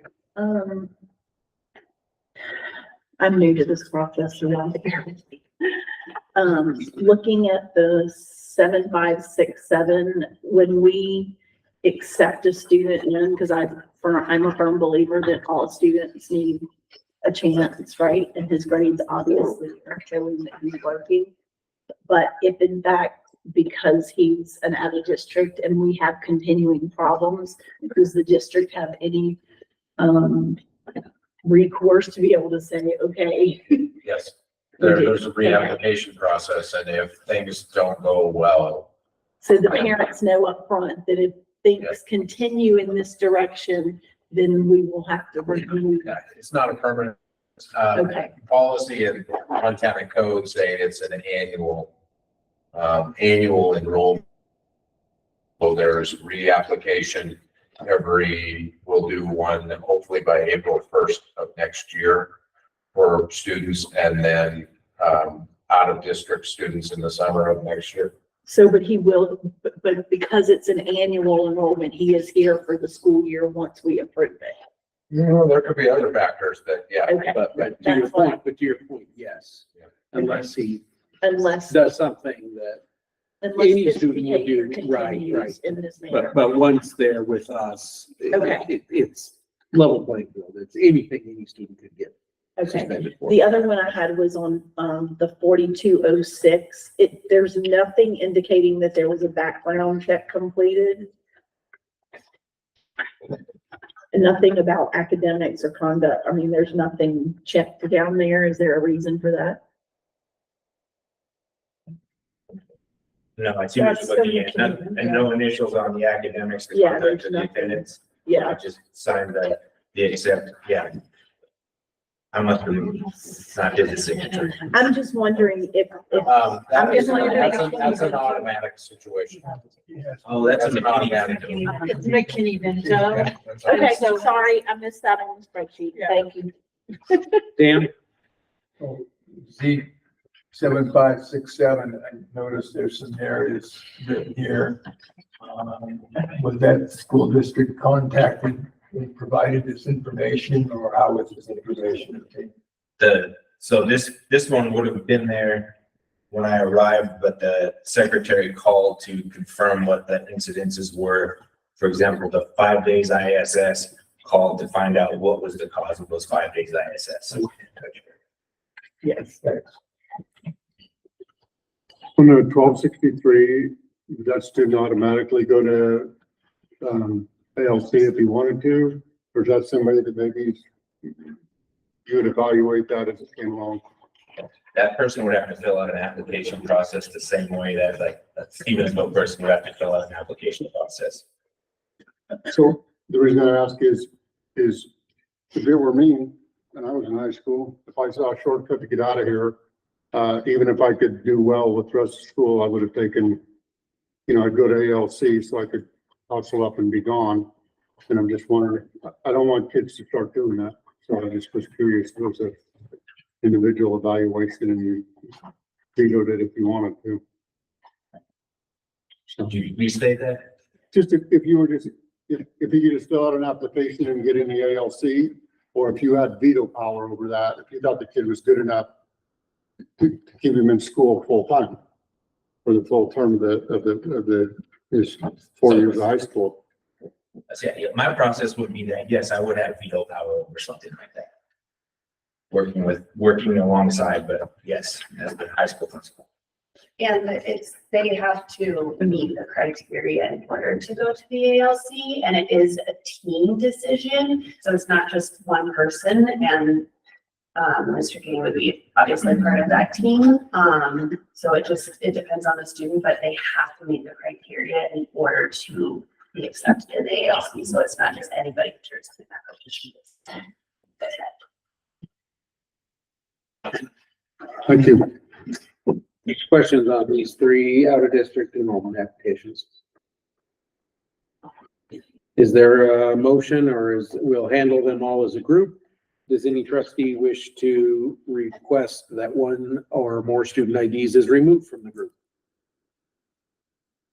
I'd like to go in 5, 6, 7 removed, please. Okay. We will vote on that one separately. That leaves us with two student IDs ending in 1263 and ending in 4206. Is there a motion at this time from a trustee? I move to accept the out-of-district enrollment for 1263 and 4206 for the high school district as presented. Okay, is there a second? Second. Thank you, Fran. Can probably move in second. And all those in favor of accepting the two students, the bottom two listed on your chart there as out-of-district enrollment in the high school, please say aye. Aye. All opposed, same sign. Motion passes. This time we will take up the status of the student ID ending in 7567. Is there further comment or a motion? Nathan? Do we know on this, is obviously he's in 10th grade, was this based off of the last scholastic year? What we have in front of us is information, or was this his high school career? I believe this was his last scholastic year. Stephanie? I would make a motion. I move to accept the recommendation of Mr. Caney and approve enrollment of student 2364-87567. There a second. Jennifer, second. All right. Further questions, Tony? If this kid did it, what was described on this paper, what would what would we do? How would we deal with it? Because really, whether it's this kid or any kid, I'm curious what would to bring the temperature down in the classrooms and add civility and respect And what would happen if he did this exact thing again? What would we hear about? Okay, so this is gonna be a little bit of a longer answer, but to give you a little It's perspective. okay. I got nothing else to find for tonight. So. One of the first things that we came into was for me was an MTSS meeting with a group of staff that's kind of taken on this process that you just described about having a discipline matrix on what happens the first time, the second time, and the third time. That's part of our behavior piece. And nothing was in place. There wasn't anything in place prior to this that would say, all right, if one kid landed in my office and another kid landed in Danny's office, that we would do the same thing discipline wise. And so that is being created right now by utilizing, basically a violation, and so where we're at right now this would be fighting with physical aggression. First offense, suspension, police informed. Second offense, looks like suspension, police informed, and then suspension or discipline hearing. So it looks like we're working our way towards having a consistent message of a discipline matrix that can be communicated out to the parents, communicated out to the kids, but also for us as administrators to kind of have a feeling for what would come in this situation. Does that answer your question? Yeah, it does. Thank you. Because before I could vote, for something, I would want to know, because it's super important to me that, that teachers, somebody has their back 100%, and that they know when they send somebody up here or you send somebody up here, whatever this chain of command ends up, is that we absolutely have people's back. Otherwise, we end up with attrition in our staff. And so I just need to know that when things go wrong, that we know about it, that I don't hear about it in the community, that we hear about it at this board, and we get opportunities to deal with it. And that you don't get hung out to dry and teachers don't get hung out to dry. So I'm very big on the fact that I don't think any kids should have to deal with less civility in the classroom than we tolerate right here in this room. So that's I'm done for now. Other questions or comments on student ID ending in 7? Okay, motion has been properly moved and seconded. Nathan, how do you vote? Aye. Stephanie? Aye. I vote aye. Tony? Aye. Fran? Aye. Jennifer? Aye. And Dan? No. Motion passes 6-1. All right, at this time, we are ready to adopt our district goals and objectives that we have spent many work sessions working on. So get this together here.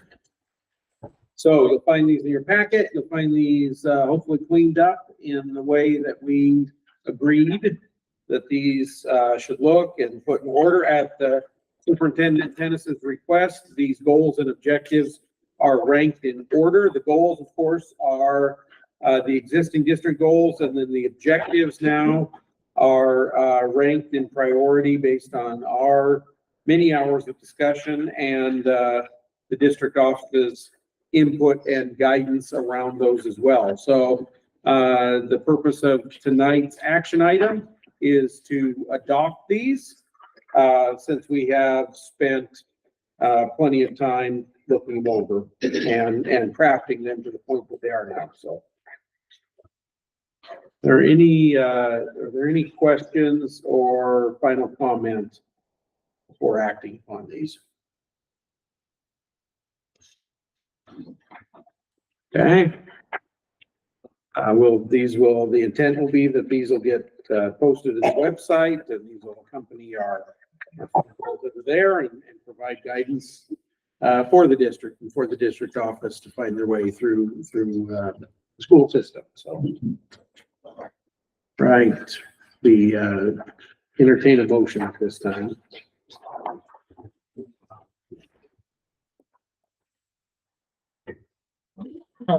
We adopted objectives and goals as presented. Motion made by Tony. Is there a second? Second. Jennifer, second. Thank you. All right. These are district-wide, EK through 12. Final comment, public comment on those. I should have asked for that, but we're asking now.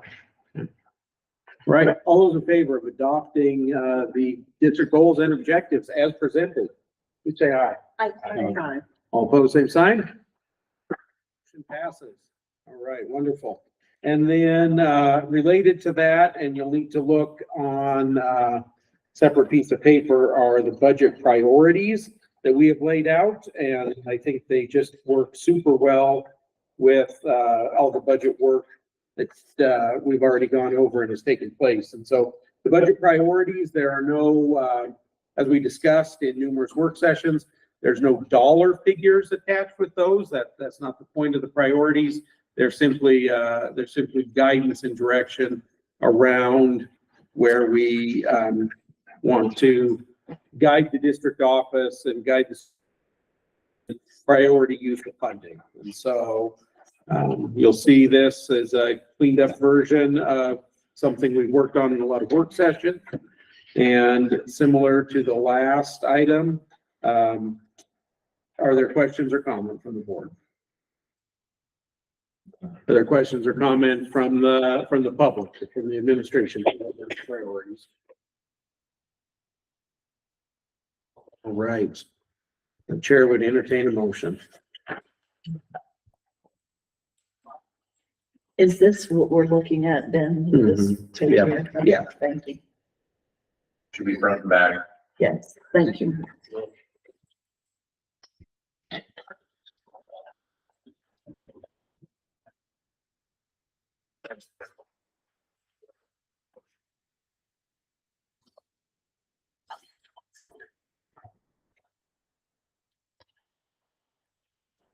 I'd be happy to make a motion. Stephanie, I move to approve the district's budget priorities as presented. for a second.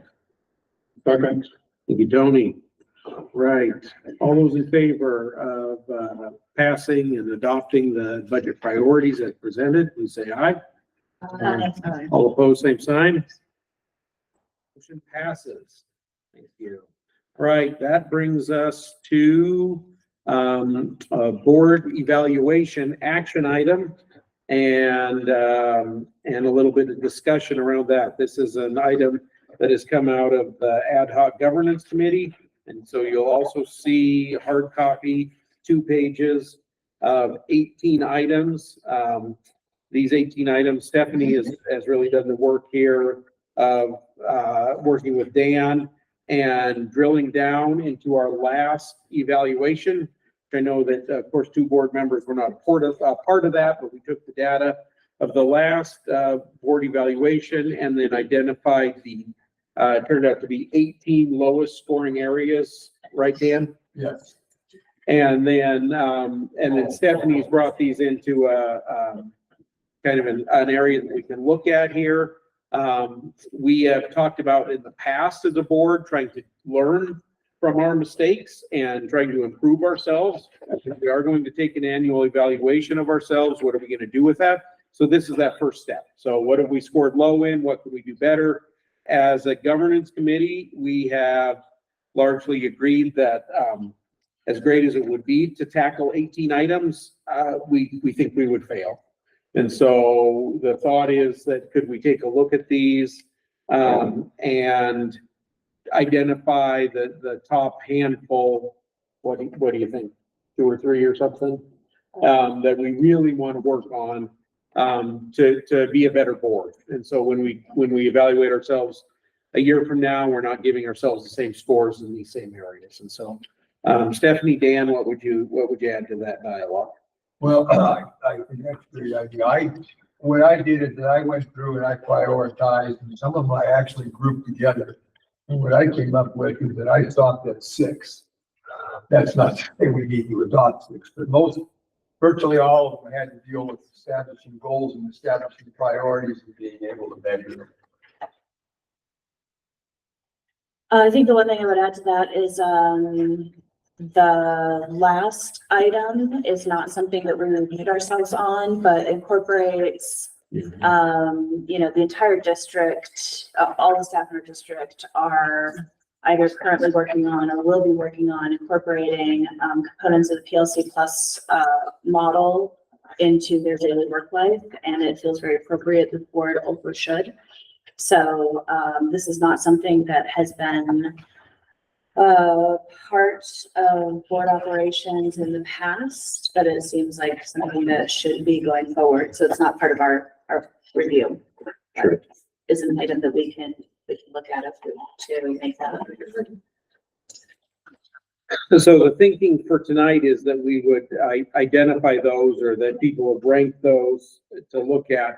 And then the governance committee would take those top areas and start to work through how to improve in that, and then bring that back to the board to be this constant cycle, this ongoing cycle of improvement on that, and really try to move the needle. So we're not back to just giving ourselves the same scores that we have been the past few years.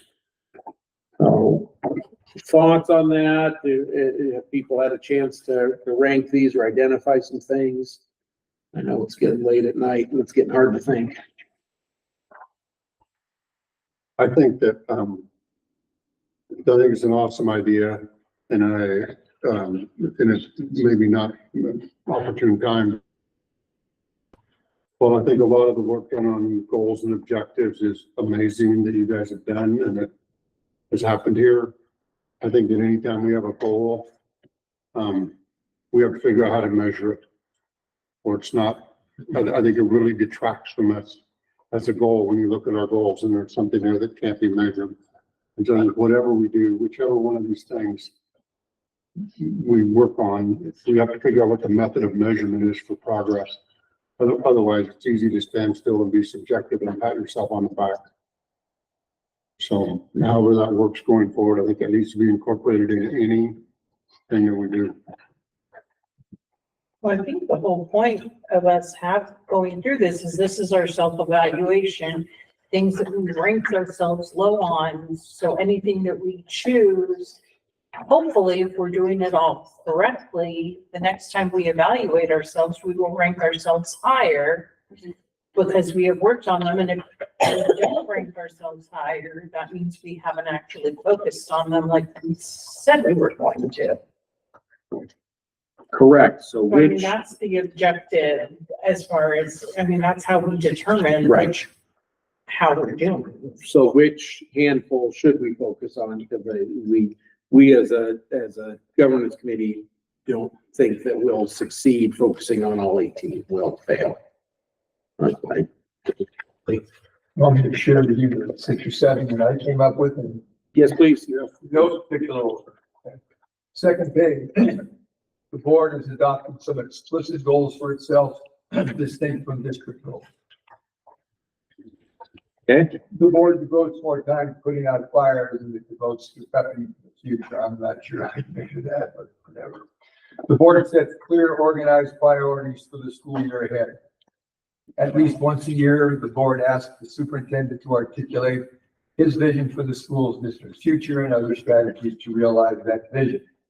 The board discusses where the school district will be 5 years from now. Within the past year, the board has reviewed school district strategies for attaining long-term goals. The board compares reports on the school's progress with the district's long-term goals.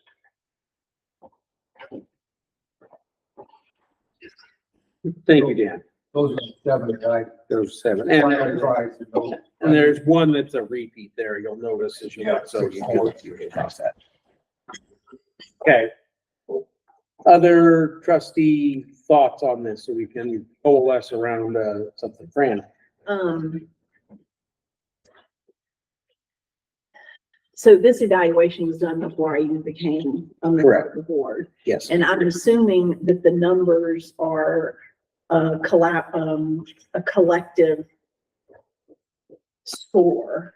No, the numbers like 6.1, 6.2, that's the dimension. So the Okay, sixth that's what I'm dimension of it sub bullet one of the, so we ended up finding our lowest scores just happened to be largely in the sixth dimension, Okay, okay.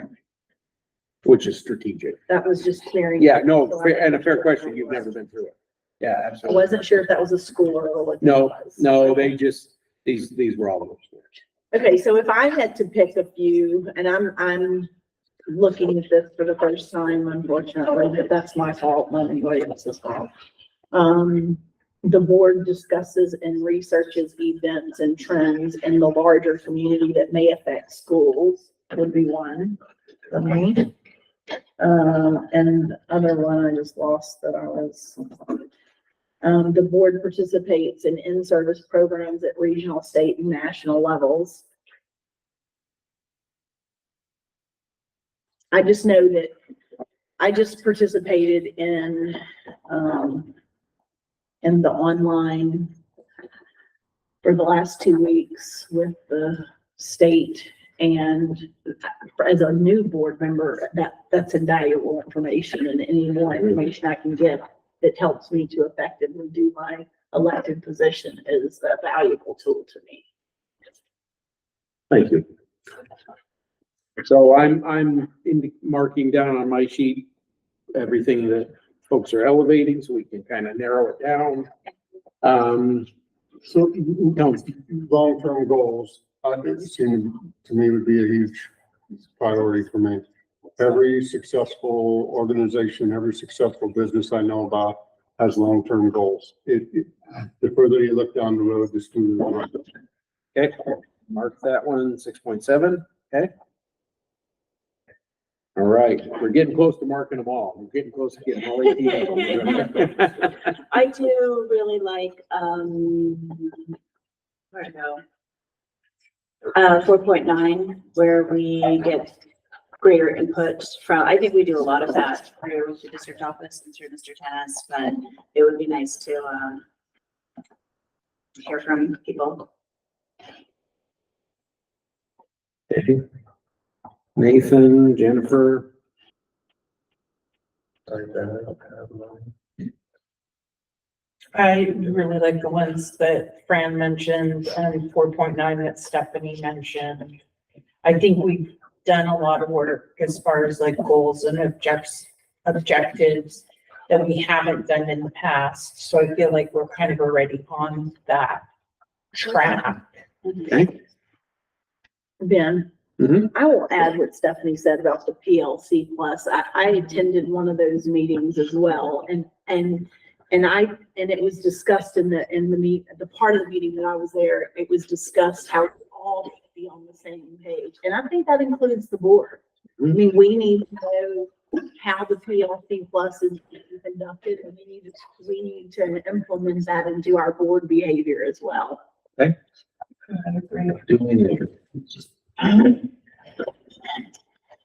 Would there be interest tonight in a motion that would direct governance committee to take this feedback and then come back with the suggested things that we work on, knowing that we've had the discussion, or would the interest be in finalizing that tonight? I think we should give the governance committee a chance to work on this a little bit more, maybe take our and work on them and come up with specific, maybe something specific. If you were gonna work on something, how would you go about that so we be the most effective? Okay. And maybe pick something that's easy to probably get a plan, a format of how we go about this. Okay, And then it's measurable, like Tony said. so How do we measure that? how to do it and measure it. Okay. Nathan, I don't want to cut you off if you want to. No, you're fine. Did you guys decide to re-looking at like 6 of these as?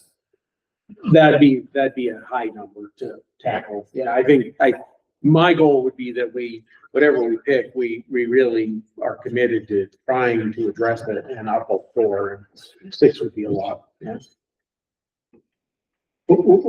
Dave, what do you guys think? What is this? There's a whole row of people over here who are pretty quiet right now.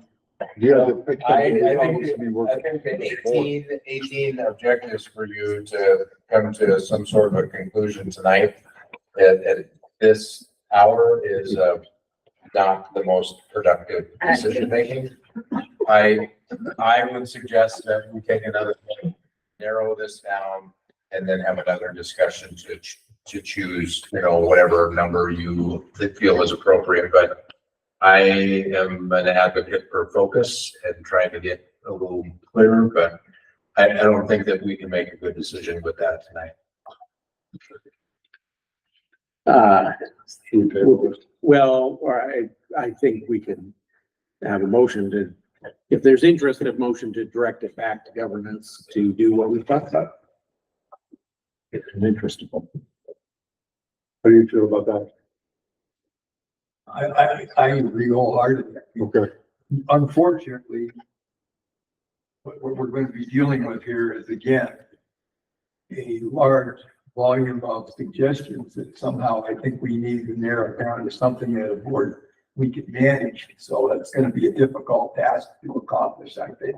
And it's going to require maybe more than one meeting. And I think we might be able to take a couple of these bullet points and meld them into maybe one or two or what have you. Yeah, because they're all good ideas. And they're all issues that we need in some way or another by our own evaluation. It's our work.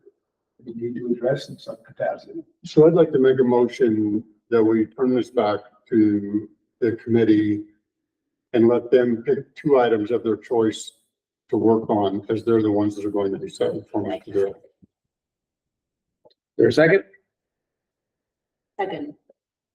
Thank you, Stephanie. All right, remand this back to governance committee to continue to narrow down, pick 2 items, come up with the format, how to do it, how to measure it, and bring that back to the board. All those in favor, say aye.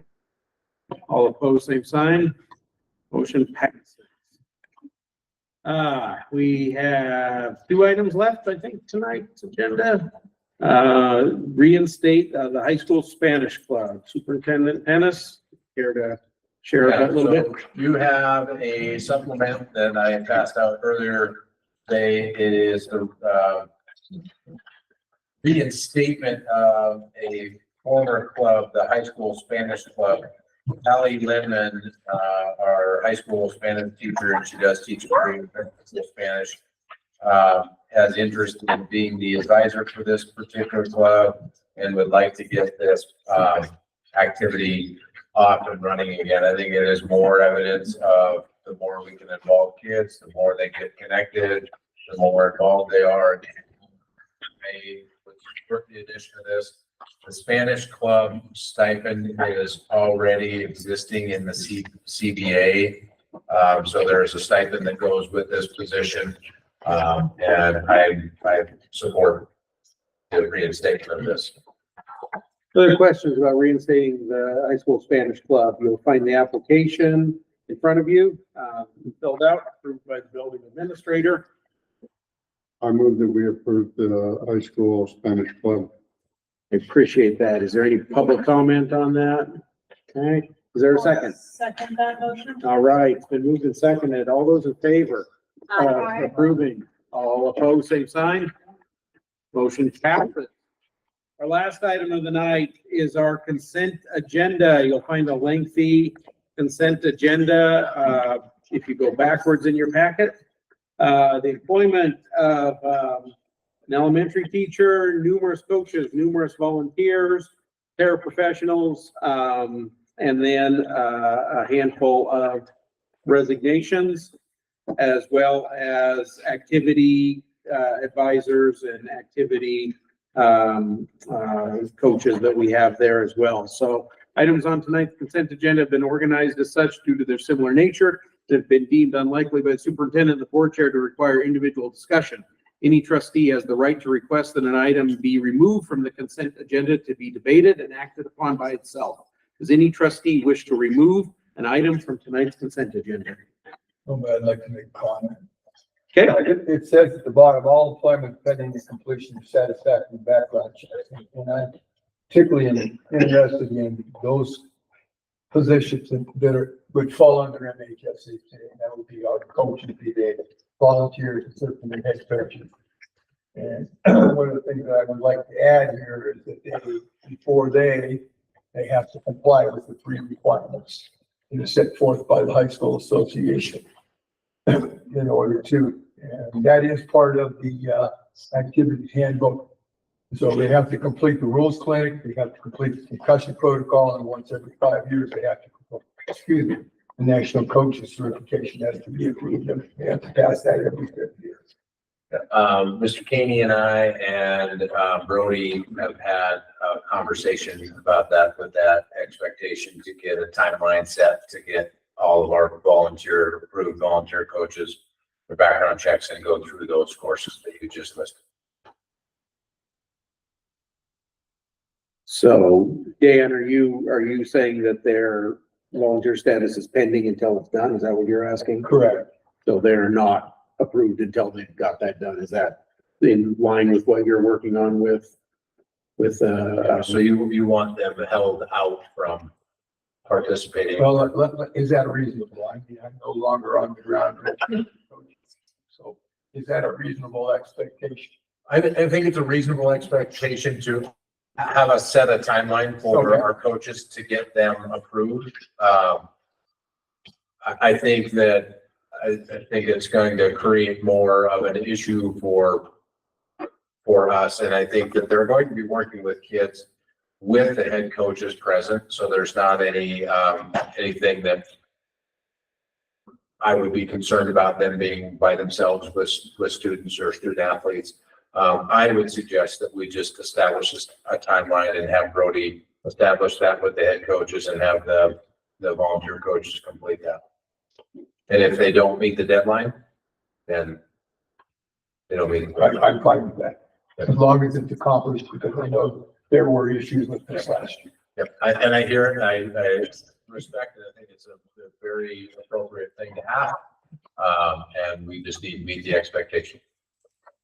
Is it possible that in the spirit of, being proactionary rather than reactionary, we do that for where we're at now, work it out, move forward, and then start with the winter season? And have that be an. And exactly, you're not What gonna we do now, I think that just becomes what we do. Yeah, and if you want to volunteer, you talk to the coach and AD, and absolutely, here are the 4 things you have to do to volunteer. Yeah. And we want you out on the court, we want you on the field, but get these done. Yes. Okay.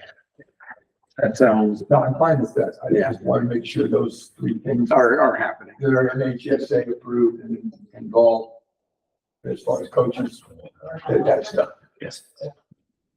And there is financial tie to the courses too, just reminded by Sam, they have to pay for those courses, so that will be a district expense, so. Some are free and some are not. Yep. Like the concussion and the CPR and the first aid, those actually cost.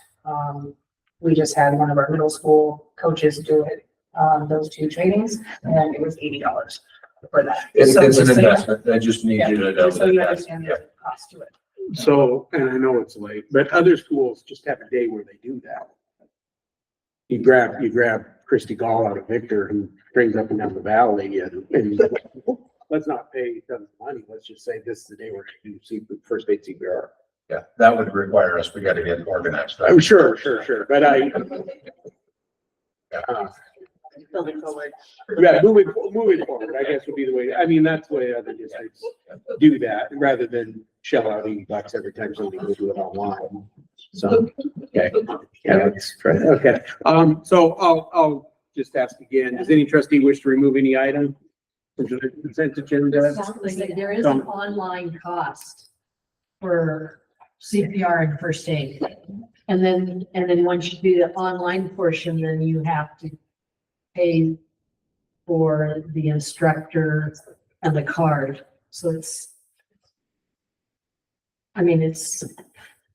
could be up to $80.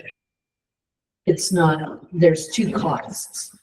Gotcha. And there's a cost of bringing in an in-person presenter too. It's gonna cost you more to bring somebody in because it's gonna take longer.